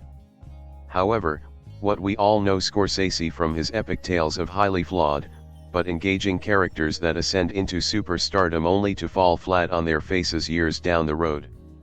These types of Scorsese films always seem to clock in around a 3-hour runtime. However, the stories and characters are so well thought out and integral to the story that the entirety of the story is necessary. Long films are not necessarily a bad thing. But, most directors make silly decisions that uselessly pad the length of the movie, making the film as a whole feel bloated while making even the most patient of moviegoers start to fidget in their seats. Scorsese knows exactly what the story needs so that your attention is always on the screen. One could make the argument that Scorsese and De Niro may be the best director-actor pair we have ever seen. Casino does nothing but solidify this statement. Scorsese just knows how to get the best out of De Niro, allowing his charisma and bravura to shine mightily as Sam Rothstein. Like many of his other films, Scorsese utilizes a ton of voiceover to enhance moments in his film. This device allows for the highly talented actors that he works with to give a little wink or a nod but also be able to completely express their characters' motivations with limited dialogue. De Niro has always been a pro at facial acting, which makes it even more of an intelligent maneuver by Scorsese to let De Niro flex his muscles without delivering forced dialogue to round out his character. Unfairly faulted for its similarities to Goodfellas, Martin Scorsese's second Nicholas Pileggi adaptation stands as one of the legendary director's best efforts on its own merits. Casino is an engrossing experience. An intoxicating montage of extravagance, playing out to a relentless jukebox soundtrack that almost certainly has Tarantino's enthusiastic approval. But away from the bright lights, the seedy underbelly is where the real drama lies. Colorless counting rooms, tense arguments in the desert with life or death consequences, and a marital home of broken dreams and promises. Robert De Niro is typically excellent, believable as a man with ice in his veins, but just as addicted to the game as his patrons. Joe Pesci steals scenes once again, but this time his psychotic sidekick character is truly irredeemable. Sharon Stone completes the trinity, the crucial component of Scorsese's masterpiece, a tragic victim of the harsh reality of a place where the house always wins. Last month, I told myself that this is 2015 and it is time for an addition, or new feature, to my blog. So I inaugurated a feature called Looking Back 20 Years. What I will do with this feature is to review a film from 20 years ago, on a monthly basis. So, for the rest of this year, you can look forward to a once-a-month review, of a 1995 film. I won't be paying the strictest attention to the exact release dates, for now we will call it films from 1995, and leave it at that. Last month's Looking Back 20 Years feature was The American President, a film directed by Rob Reiner, who once upon a time was TV's original meathead back in the days when Archie Bunker made everyone laugh. Since this is February, and much of the country is having to deal with the severities of winter, I thought I would take us to a place where night and day have merged together to become a glittering city of neon dreams. That city could only be Las Vegas, and if ever there was a place that has been built on broken dreams, it would be the city which stands on the sands, or desert, of the American West known as Nevada. The film is Martin Scorsese's Casino. The film opens on a crescendo, or should I say an explosion. A car has just exploded in what could be called an assassination. From our vantage point, we weren't sure of that until the intended victim of the assassination told us himself. He was able to tell us because Rothstein grew up in Chicago and became a master of figuring the odds or point spreads and making book on football. Soon enough the mob decided to install Rothstein as the general manager of the Tangiers Hotel. With his gambling smarts and his sartorial splendor plus his overall business acumen, it was a lock that Rothstein would make the Tangiers Hotel a howling success. Rothstein's friend from back home was Nicky Santoro. Of course Joe Pesci had the role. If you thought Pesci was a mad dog when he played Tommy DeVito in Scorsese's Goodfellas, you can think again. Santoro was pretty much the same kind of character, only this time, Pesci played Santoro the same way he played DeVito, only really amped up. And it wasn't enough for him. He put together his own crew and threw his weight around like you wouldn't believe. Armed robbery was small time for Nicky. Beatings, killings, and extortion were as normal to him as was reading a newspaper with your breakfast coffee was to us. With Goodfellas, 1990, and Casino, 1995, the 1990s saw Martin Scorsese produce two of his finest, most anxiety-riddled pieces of work and also saw a return to his best form after he had turned to different genres and themes in the preceding decade. Goodfellas is a scintillating and richly detailed crime film based on the true story of mob associate turned informant Henry Hill. It is seen by many as Scorsese's best work and one of the greatest gangster films ever made, and that is hard to disagree with. Scorsese's next crime epic Casino, which was released 5 years later in 1995, is almost inevitably overlooked when considering his filmography, but it deserves the increasing critical profile it has gotten in the 26 years since. It is an epic in every sense of the word, clocking in just shy of 3 hours with a 178-minute runtime, and gives us some of the best and most elaborate characters and stories Scorsese has ever put to screen. Casino is, in the very basic sense, a gangster film. Robert De Niro, Taxi Driver, The Irishman, Joker, plays Sam Ace Rothstein, a gambling expert handicapper asked by part of the Italian-American mafia to oversee operations at a casino and hotel in Las Vegas. Here, he is supported by his eventual wife, Ginger McKenna, an electric Sharon Stone, of Basic Instinct, the new Pope, and the ever-feisty Joe Pesci, Raging Bull, The Irishman, as Nicky Santoro. Whereas Goodfellas took a deep dive straight into the center of a mafia outfit, Casino instead balances the, generally, straight-edged casino business with the criminal activity of the mobsters. Both elements of the world feed off of each other, helping them both to grow but also damaging one another in an almost unavoidable way. Credit for this must go to Scorsese and Nicholas Pileggi for their intricately detailed screenplay. Pileggi also wrote the book Casino, Love and Honor in Las Vegas, upon which the film was based. Aside from Taxi Driver, 1976, this is Scorsese's best screenplay. It is so full of life and verve and perfectly builds the two worlds as they collide together. There are some problematic moments of homophobia and racism which are impossible to excuse but perhaps understandably included in order to capture the despicable authenticity of the characters. For the most part, the screenplay is a non-stop barrage of voice-over monologues, mainly from Ace and Nikki. The voiceovers inform the audience and plant them in the very center of the characters' minds. They also work to create a relentless tone in Casino which is then enhanced by some of Scorsese's very best trademarks. There is a reason that Thelma Schoonmaker has edited all of Scorsese's movies since 1980. She is one of the greatest film editors of all time and her glorious skill has never been more apparent than in the 1990s. In Goodfellas she gave us a brilliant, 5-minute odd paranoid cocaine scene, and in Casino, at least 50% of the film moves along at a similar, breakneck speed. It is some of the snappiest editing ever put to film and only increases in its intensity as Casino heads for its destructive conclusion. This, combined with trademark Scorsese techniques such as mobile camera work and freeze frames, ensures Casino never drags during its epic runtime. Scorsese's stalwarts, De Niro and Pesci, are both impressive.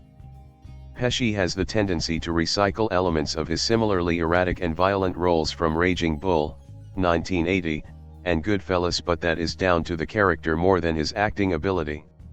He is still engagingly vile and is symbolic of the darkest side of the mafia. De Niro's Ace is different from roles he has played in the past. Ace is a man who is guilty of numerous heinous acts in Casino but still has a superbly written and superbly acted complexity to him. A memorable scene sees Ace demand that all blueberry muffins sold in the casino must have exactly the same number of blueberries in them. De Niro perfectly captures this obsessive compulsion, a nature that helps Ace reach the heady heights of casino manager but also brings out the worst, most controlling parts of his personality. Scorsese has often struggled to write female characters into his films, relegating them to one-dimensional housewives with few lines, perhaps inevitably in his gangster stories, but Ginger is extremely well written and is brought to life by Stone in this Golden Globe-winning, Oscar-nominated performance. Ginger is a woman very much in a man's world, but she has the strength and grit to take them on and more often than not best them. She is also not a perfect person and again has a deep complexity to her character that Stone impressively captures. The characters are built by the screenplay but delivered to perfection by the stellar cast, most notably with De Niro and Stone giving career-best performances. Casino is a breathless amalgamation of mobile camera work, snappy editing, scintillating rock music, fast-paced monologues, and virtuoso performances. It may not have the feel of a complete masterpiece like Taxi Driver, Raging Bull, or Goodfellas, but is still an example of Scorsese and his frequent collaborators working to the best of their abilities, in a genre that they have given so much to since the 1970s and through to the present day. Such is the richness and detail Casino gives to you, it sometimes feels like you are sitting in on a history lesson about the mafia, but believe me, you will never have another lesson as astonishingly energetic or entertaining as this one. When you love someone you gotta trust 'em, there's no other way. So says Sam Ace Rothstein, Robert De Niro, in the opening moments of Casino, outlining a worldview that would seem to be at odds with his status as Las Vegas's reigning better extraordinaire. In gambling, love and trust are dicey propositions, most of the time, you're better off relying on blind chance. A few seconds after delivering that line, Ace turns the key on his vehicle's ignition and is seemingly incinerated by a secretly placed car bomb, a sign, perhaps, that this long-serving mob associate's loyalty and or affections have been misplaced.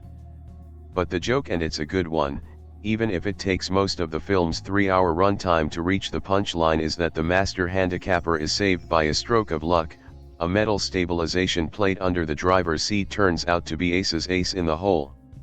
In 1995, Martin Scorsese was not only beloved, but trusted firstly and always by an international cinephile community that had considered him a good bet since the early 1970s, but also by the Hollywood moneymen he'd alienated at one point with a series of box office flops.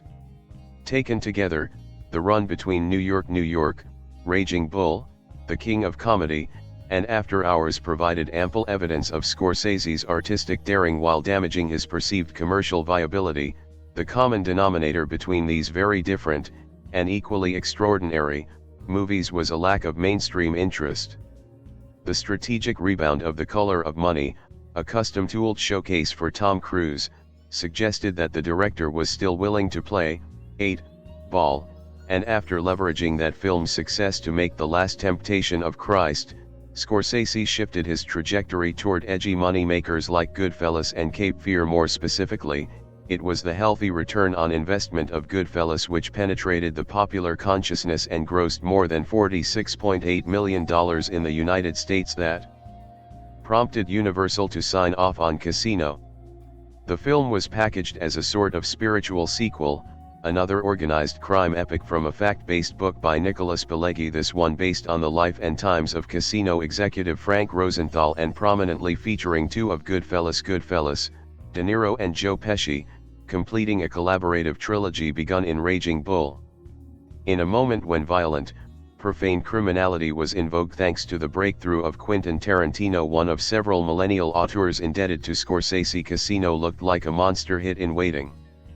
The film was unveiled with a flourish in November 1995, which was a Choice Awards season release date that positioned it as a major Oscar contender. Reviews were respectful, but the consensus was that Scorsese was retreading familiar territory, and the only Academy Award nomination the film received was for Sharon Stone for Best Actress. Stone is indeed superb in Casino as Ginger McKenna, the statuesque hustler who wins and subsequently betrays Ace's love and trust to the point of obliterating his high-rolling lifestyle. That said, one of the subtler points of Scorsese and Pileggi's screenplay is that her husband is equally, if not more, to blame for their mutual misery. Self-destruction is one of Scorsese's great themes, and Casino offers up not one but three characters whose outsized ambitions get the better of them in different ways as casualties of Las Vegas's addictive atmosphere. For Ginger, an inveterate and expert gold digger who prizes independence, the fatal mistake was buying into a counterfeit notion of domestic bliss. For Ace, the mistake was offering up such a doomed bargain in the first place. As for Pesci's Nicky Santoro, Ace's main enforcer and an erratic, impulsive cousin to the actor's signature role as Tommy DeVito in Goodfellas, minus the psychopathic cackle, his completely avoidable error is interjecting himself into the middle of a fractured marriage. Convinced of his white knight status, he gives his loyal pal Ace the cold shoulder while offering Ginger the other one to cry on. Bad call. It should have been perfect, sighs Nicky, who gets his own voiceover in counterpoint to Ace's. But in the end, we fucked it all up. Casino has the long, clean dramatic lines of a tragedy and little of the slapstick humor that made Goodfellas so quotable and prime for affectionate parodies and homages from everyone from Animaniacs to Jay-Z. Casino isn't quite as omnipresent, although a case can be made that The Weeknd's entire quarantine look has been a sustained tribute. Goodfellas is rewatchable because it's seductive, swift, and nasty. It's a fable of initiation in which Ray Liotta's Henry Hill ends up strung out on a fast-paced, nocturnal lifestyle well before he's hooked on cocaine. In its way, Goodfellas plays as a parody of a coming-of-age movie, with Henry simultaneously moving up the ranks and descending into a moral void. The key to Liotta's performance is that he plays him at all times like a callow, overgrown kid. Casino's protagonist, though, is a grown-up. Ace is already middle-aged when the story begins in 1973, and he ages visibly through the narrative, anticipating an even deeper focus on obsolescence and mortality in Scorsese's The Irishman. Goodfellas and Casino were made only 5 years apart, yet it's still fascinating to mark their contrasting tones and what they say about the man behind the camera. With the earlier film, it's as if Scorsese was trying for a show of youthful force, the cinematic equivalent of the triumphant moment in The Color of Money when Paul Newman's fast Eddie Felson hits a clattering clean break and proclaims "I'm back." Casino has a few bravura set pieces and its own brand of filmmaking excitement. Cinematographer Robert Richardson goes all the way off, saturating his palette with the colors of money and bestowing a frighteningly blank, lunar scale on the scenes set in the Nevada desert, and yet the showmanship is judicious. The sensibility here is less exuberant than rueful, and carefully attuned to institutional systems of grift. Like Paul Verhoeven's Showgirls, the other great Las Vegas movie of 1995, Casino is not just set in Sin City but about it. It's a civic portrait scribbled in neon in the shape of a rigged wheel. In a brilliantly constructed early sequence with deliberate echoes of Goodfellas' Copacabana interlude, another prowling Steadicam, gliding through closed doors and into an illicit inner circle, we see the money-counting room of the mighty Tangiers Casino, where skimming off the till is an art, one that Ace countenances as long as the kickbacks go to a group of old-school bosses in Kansas City. Anybody who tries to cheat out on the floor, though, is subject to surveillance. If they're spotted, they get thrown out or worse. One con artist is caught figuratively red-handed and then rendered literally so by a well-placed sledgehammer, the first act of horrific violence in a movie that pushes the envelope in that department.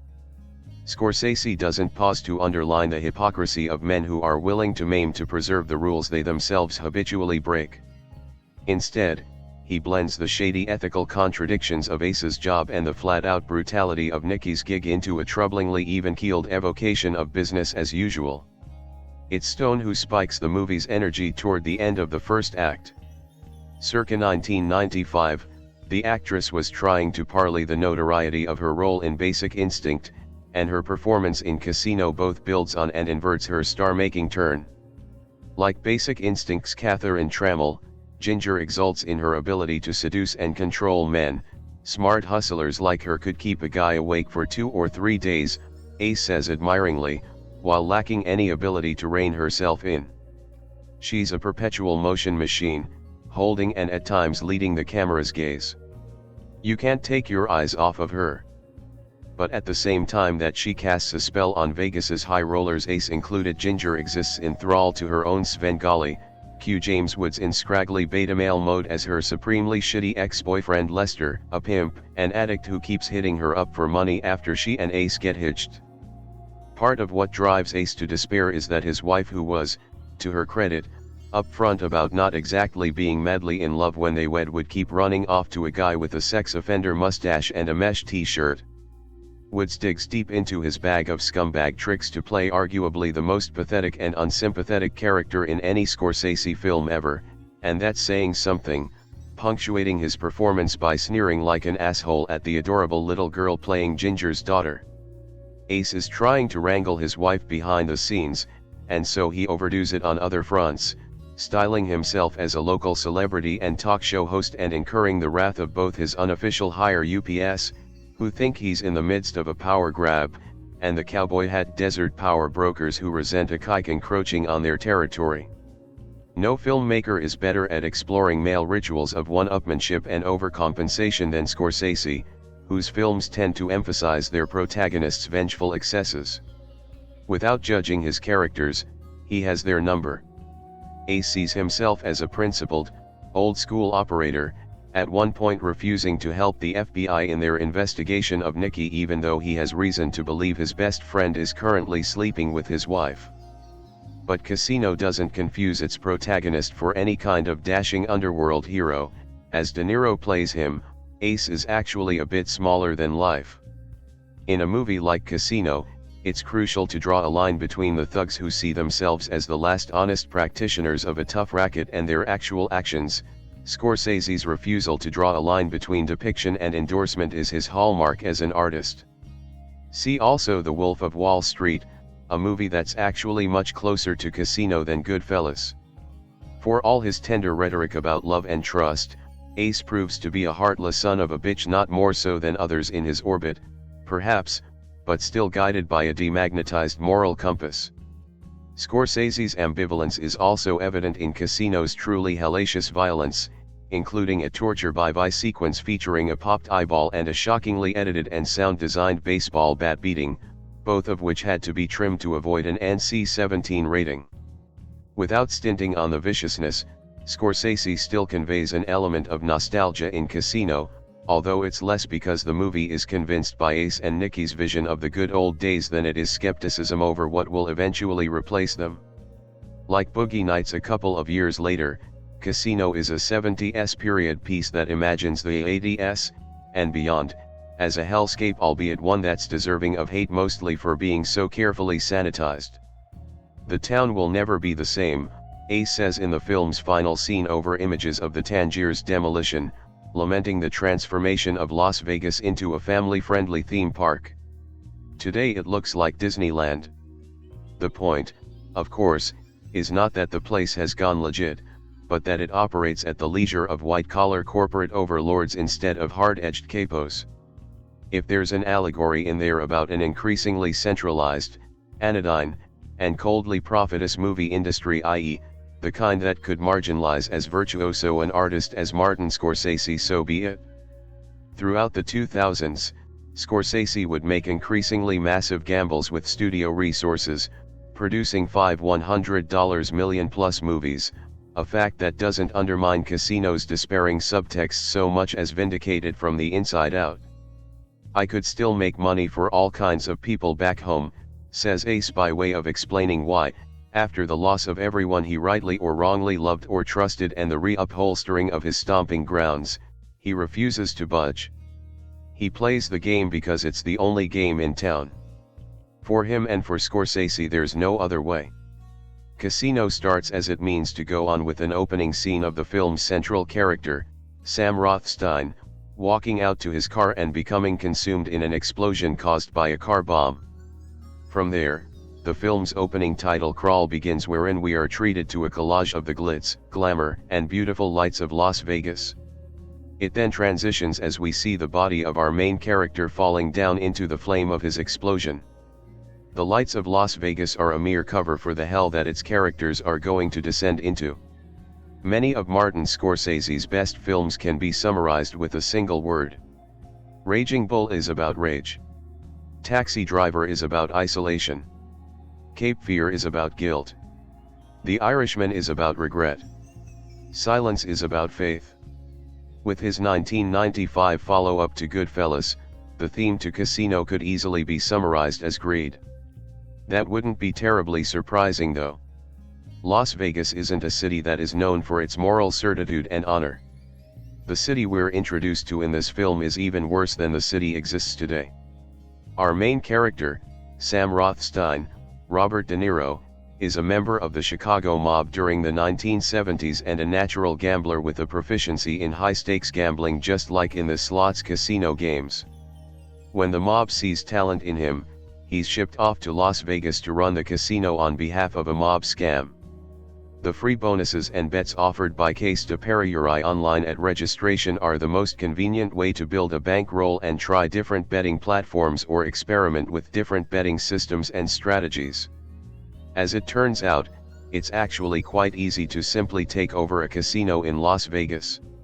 So long as you apply to the state, constantly change your job title, and keep your name out of the news, you can apply indefinitely for a license and the state will allow you to operate a casino while your license is being approved behind a decade-long backlog. Sam's job is simple. He needs to run the casino slots so that the mob can launder money and funnel it to the heads of several families back east. The process of running a Vegas casino is strenuous, but Sam takes immense pride in micromanaging his casino and making it the most glamorous and appealing place he can manage. He's also gamed the system so effectively that it's effectively impossible to play the casino and walk away with a huge win. Cheaters are taken to a back room where their fingers are broken, and people who win just a bit too much are gamed in such a way that they're led on and ultimately lose everything. At the end of the day, the more greedy you are walking into the Tangier's casino, the more money you're going to lose.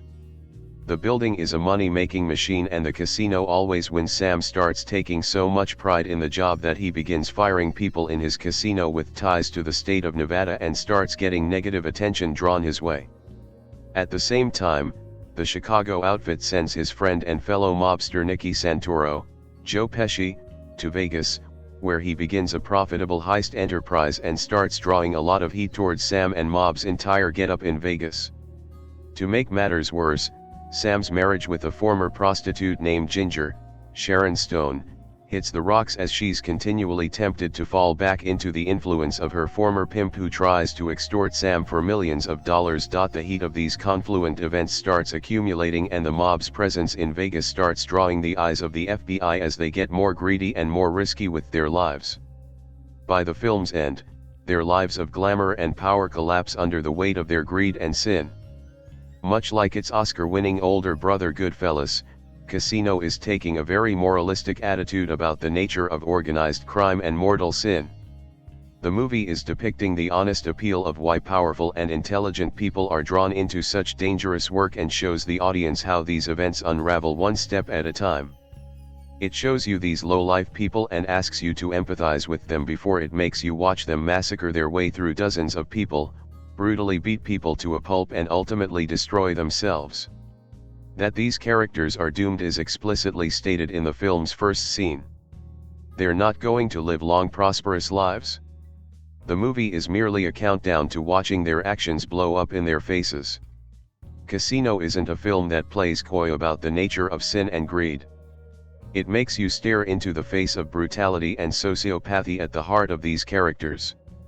At times it feels like a bit of an effort to make the Goodfellas lightning strike twice given that it's comprised of nearly the same creative team and many of the same actors. That said, it works very well. The movie is based loosely on real events, the names are changed and some of the characters are made more empathetic than their real-life counterparts, and the gravity of that reveals just how scummy and manipulative the infamous city of sin truly is. Just as with all sin, you think you're benefiting from it in the moment, but you don't realize how much of a mistake you're making until it's too late. Casino is a crime thriller depicting the making of Las Vegas and how it was built under the funding of the Italian-American mob. We follow Sam Ace Rothstein, Robert De Niro, as he is tasked by the leaders of the Chicago/New York families to run a casino in Vegas, and he brings in his friend Nicky Santoro, Joe Pesci, to help him with his gambling empire. But things change when Nicky flies off the deep end, attracting heat from the police and by the mafia uppers. Note this is not promoting gambling, but this movie depicts gambling during the time of Las Vegas back in the early days when it was run by the Italian mob. It actually shows what would happen if you allow gambling to take hold of you, the possible repercussions of said possible addiction. Casino is known as one of the best mob films for a reason, as we see Las Vegas when it was run by the Italian mob. The movie depicts the 7 deadly sins and how fast a good thing can go bad. This violent film is remembered for many iconic scenes to the performances of the two main stars Sam and Nicky. The performance from Sharon Stone as Ginger McKenna makes people despise her from head to toe, as she uses Sam to give her luxury as she goes behind his back to still see her ex, a former pimp. The 1990s were a fascinating period in the career of Martin Scorsese. It might not have been his most creatively fruitful decade, but he really started to experiment and step away from what had become known for The Age of Innocence, Kundun, etc. Casino, then, is an anomaly because it's so, for lack of a better word, Scorsese. And because it's merely good, one has to wonder if he'd gone back to the well one too many times. Casino, like Goodfellas and a lot of Scorsese's older films, follows seedy gangsters, played by, no surprise, Robert De Niro and Joe Pesci, who get in over their heads. Sam Ace Rothstein, De Niro, is one of the sharpest gambling minds in Las Vegas. Though he isn't Italian, the Kansas City mob trust him above anyone else to run its casino, the Tangiers. Sammy doesn't have a license to work in a casino, but his childhood buddy, made man, and Vegas enforcer Nicky Santoro, Pesci, tells him all he needs to do is apply because the application will get lost forever in a sea of paperwork. The $100 million business is merely a front for Sammy and Nicky's bosses. They skim money off the top, a process meticulously detailed in the film's brilliant opening, and while everyone in Vegas knows, these two guys take good care of anyone who's in any position to cause them trouble. Problems ensue, of course. They, too, are outlined broadly in the film's opening 20 minutes. So what goes wrong if it isn't where the road begins or ends? The heavy reliance on narration doesn't help, at least in the same way it helped Goodfellas, but it's far from the film's biggest problem. That would actually be Sharon Stone, who plays Ginger, Sammy's wife. This role earned Stone her first and, to date, only Oscar nomination, but both she and her character are nails on a chalkboard annoying. Ginger is an awful drug addict and a terrible, unfaithful wife. As played by Stone, she's also as shrill as a siren. Worse still, the film's screenplay, which comes courtesy of Scorsese and the author of the book upon which the film is based, Nicholas Pilecki, commits near character assassination by thrusting Ginger upon Sammy time after time. He's supposed to be the guy who always covers his bets, meaning he never gets himself into a situation that might compromise his business and reputation. Ginger is a black hole in that respect, and he keeps going back, almost inexplicably. The film is a whopping 3 hours long, and while the interworkings of the casino and the mob earn their keep, the interpersonal stuff knocks this film down a few pegs. We just spend so much time with weak, inconsistent character building material, and while Ginger is the worst offender, she's not the only one. Nicky feels way too much like Tommy DeVito, and he, too, gets wrapped up in Ginger's craziness. Sammy, meanwhile, is oddly low-key, though De Niro's quiet intensity works pretty well. Casino, of course, is impeccably crafted. The opening scene is filled with killer tracking shots, and Scorsese's usual reliance on the Rolling Stones music is arguably put to use better here than any other film of his. That said, Casino is only a marginally satisfying final product. For another director, it might be the shining star in his or her filmography. But when the bar is set so high, a film like this feels weaker than it might objectively be. This was a real good one. Before seeing this, I know lots of people compare it to Goodfellas all the time and stuff, since it has Robert De Niro, Joe Pesci, and Billy Batts, Frank Vincent, in it. Now let's get this over with. Casino was not better than Goodfellas. Although it is a lot like Goodfellas with the same actors, freeze frames, a De Niro stare, mafia, etc., etc. Goodfellas is different. There's just something about the storyline and Henry Hill we all love. I found the narration by De Niro and Pesci to be way too much at parts. Mainly, the first 30 or 40 minutes of the film. Then I got used to it. But it was like, is this gonna be like I'm being read a book? The parts where it was too much kind of needed that since it was introducing the characters and the Tangiers Hotel. But still, I think that was just lazy writing. The ending was a bit bland. Sure, I was blown away when De Niro said what happened after the explosion in his car, but still, the very ending was for me. I expected something better, like Goodfellas. One of the things I also realized was some very lazy edits that were very noticeable. In the opening scene when De Niro gets into the car and it blows up. If you look closely at De Niro, right before it blows up, a dummy is switched in instead of De Niro, then the car blows up. Other lazy edits were just skipping frames, weird angles, etc. Characters, as they always were, Robert De Niro and Joe Pesci were amazing. There's something about De Niro smoking a cigarette and his walk with that New York accent that is absolutely perfect for these kind of movies. Joe Pesci did the usual psychotic, awkward, and provocative guy who kills people whenever he wants. Sharon Stone was amazing also. Throughout the whole movie, especially the middle, she really changed. She went from this nice girl, to this brat that was depressed, angry, and miserable. And De Niro really didn't do anything to her. It was her love she still had for James Woods, who also did great for his role even though it was small, instead of De Niro, and the lust for money that drove her to be like that. We all knew it wouldn't work out well in the end for her. I rewatched Martin Scorsese's romantic ode to old school Sin City, Casino, on Amazon Prime at 3 a.m. yesterday. I haven't been sleeping well these past few months, and when insomnia strikes, I put on movies I love while I try to fall asleep on the couch. Last month, the sun rose while I finished watching a personal favorite from my childhood, the deeply silly 80s sci-fi fantasy Krull, about a boy with a razor frisbee and his best friend, a cyclops. I have probably seen 1995's Casino more than holds up all 10 fingers this many times.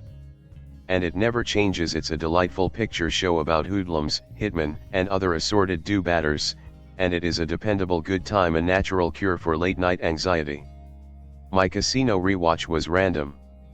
I did not roll out of bed and groggily think, I need to watch Joe Pesci put a man's head in a vice. No. I simply turned on my TV, picked my preferred streaming service, and voila! Casino was there. The Amazon Prime algorithm knew what I needed. And I needed peak mid-90s Robert De Niro squinting, smoking, and tilting his head. But, mostly, I just wanted a good movie I had seen before. I wasn't in the mood to take a risk. This was not a job for Criterion or Mubi. I did not want something new or challenging. At 3 in the morning, I want to zone out to a hit, a blockbuster, a timeless popcorn classic, usually a genre flick made by talented people who like telling stories. But these must be movies I have seen, like songs I can listen to over and over again. Other examples of flicks that fit this category: Total Recall, Tarantino's revisionist Nazi history Inglourious Bastard, and Moonstruck, the most perfect romantic comedy ever made. Also, Starship Troopers and Moneyball. I could probably rewatch the serial killer thriller Zodiac every other day. I am overdue for another viewing of No Country for Old Men, a highbrow modern cowboy shoot 'em up by the cones. And, of course, there's Casino. If Casino were a free drink served at a blackjack table, it'd be a whiskey sour.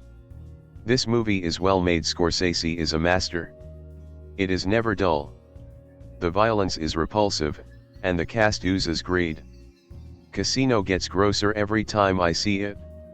I recommend watching it if you're tossing and turning because it's fun. Everybody's gross in this movie. What a great time. Oscar-winning director Martin Scorsese's mob opera loves without judgment the weasel-eat weasel world of 1970s Las Vegas, a city built in the middle of nowhere by the Goombas in suits. Casino was a sort of spiritual sequel to Scorsese's forget-about-it classic Goodfellas, a grimy, glamorous, near-perfect rocket of a movie about death by easy money that is as good now as when it was released in 1990. Casino reunites two of the stars of Goodfellas, De Niro and Joe Pesci, a human stick of dynamite. It's also the second movie in an unofficial trilogy about the mob. The Irishman was released in 2019 on Netflix, the third reunion between De Niro, Pesci, and Scorsese, and this time, it was joined by Oscar-winning actor Al Pacino, no stranger to starring in mob films. The Irishman is an existential mob movie. You can't bury death in a shallow grave. It comes for everyone, even made men. It's a hypnotic and almost mournful deconstruction of the gangster genre and the 20th century, when shadow criminal organizations were entangled with labor unions and the government, and no one blinked an eye. Goodfellas was a morality play. The Irishman was about mortality. But Casino is everything fun about gangster movies without any of the angst. It's a guilt-free production. These mooks are rotten to the core, but, hey, they're having fun. Casino teaches similar lessons to Goodfellas. For instance, there is no honor among thieves. One of the main themes of The Irishman is also touched upon in Scorsese's portrait of Vegas when it was good and dirty. Namely, that history obliterates all legacies. Money cannot buy immortality. But Casino never lectures. I don't think Scorsese is given enough credit as a thoughtful artist. He's made movies that explore and criticize religion and politics and the American dream. But he's also a hell of a showman, and Casino is a cracking good example of him at his most crowd-pleasing. I'd count Cape Fear and The Departed as other examples of Scorsese trying his best to please audiences. Ironically, The Departed won him an Oscar in 2007. I don't think it's one of his best. The Departed hums with cinematic ingenuity, sure, but it's just high-end pulp fiction starring hunks in the prime buoyed by classic rock and ruined by Jack Nicholson's winking, messy performance. Casino is nothing but murder and money and sex. It's a predictable parade of hard-boiled tropes. Crisp $50 bills are peeled off. Guns are tucked into pants. Orders are given and carried out. Casino is a buffet that offers heaping servings of what Scorsese does best: tough talk, cringe-worthy gore, and documentary-style voiceovers explaining how underworld business is done. The scenes where the main characters explain how Golden Age Las Vegas casinos made their money are utterly captivating.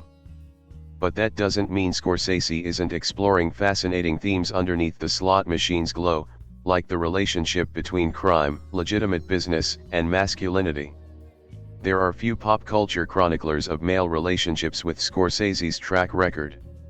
De Niro and Pesci play codependent divas in an abusive relationship. De Niro is passive-aggressive, and Pesci is a psycho. They're funny and terrifying all at once. Another topic Scorsese explores is the root of all evil. In Casino, capitalism is like a zombie King Midas, everything it touches dies. As Sam Rothstein, De Niro turns in a surprisingly nuanced performance as a goose who lays golden eggs, a sort of gambling genius beloved by the mob who uses his brains more than muscle. Joe Pesci returns as another mafia psychopath whose eventual death is one of the most gut-wrenching scenes of violence committed in the film. It just never ends, even after Pesci's bloodied character starts begging. Together, they're clearly having fun playing a couple of mooks, rotten to the core. The movie also includes a rare dramatic turn by Rat Pack-era insult comic Don Rickles and a greasy performance by current right-wing banshee James Woods, back when he was a brilliant serpentine actor. If cocaine wore a mustache, cocaine would look like James Woods in Casino. Sharon Stone has never gotten enough respect for her career, but here's hoping modern audiences take notice. She is a conventional beauty with unconventional darkness behind her eyes. In Casino, Sharon Stone plays Ginger McKenna, a charismatic hustler who is part Amazon, part junkie. Stone's Ginger may be the best female character in a Scorsese movie, which she steals whenever she's on screen. Stone's performance is brittle and jagged, smart, and hopeless all at once. It's too bad she wasn't cast in The Irishman because she acts laps around De Niro and Pesci. Scorsese is the patron saint of New York filmmaking, but he's having a torrid affair with Vegas in Casino. Unlike the mean streets of Gotham, Vegas shines like a new penny at the bottom of a wishing well. In some ways, Vegas is the most American of metropolises, an endless all-you-can-eat buffet that eats your soul. Most people get the city wrong. It's an honest place because it is so brazenly open about its raison d'être, to drain the bank accounts of the hopeful, rich or poor. Wall Street bullshits and Washington lies, but Vegas makes eye contact and wishes you luck, sucker. Scorsese respects Vegas. She's his real star. No one gets a happy ending except for her. I change my mind about movies all the time. There are movies I loved as a kid that I can't through now. There are movies I thought were insufferable when I first saw them, and then I grew up a little. And then there's Casino. It is a movie that's always there for me, even in the wee hours of the morning. This film, directed by Martin Scorsese, screenplay by Nicholas Pileggi, based on Casino, Love and Honor in Los, produced by Barbara de Fina, starring Robert De Niro, cinematography Robert Richardson, edited by Thelma Schoonmaker, production companies Universal Pictures, distributed by Universal Pictures. Release dates November 14, 1995. Running time 178 minutes. Countries United States. Language English. Budget $40 to $50 million. Box office $116.1 million.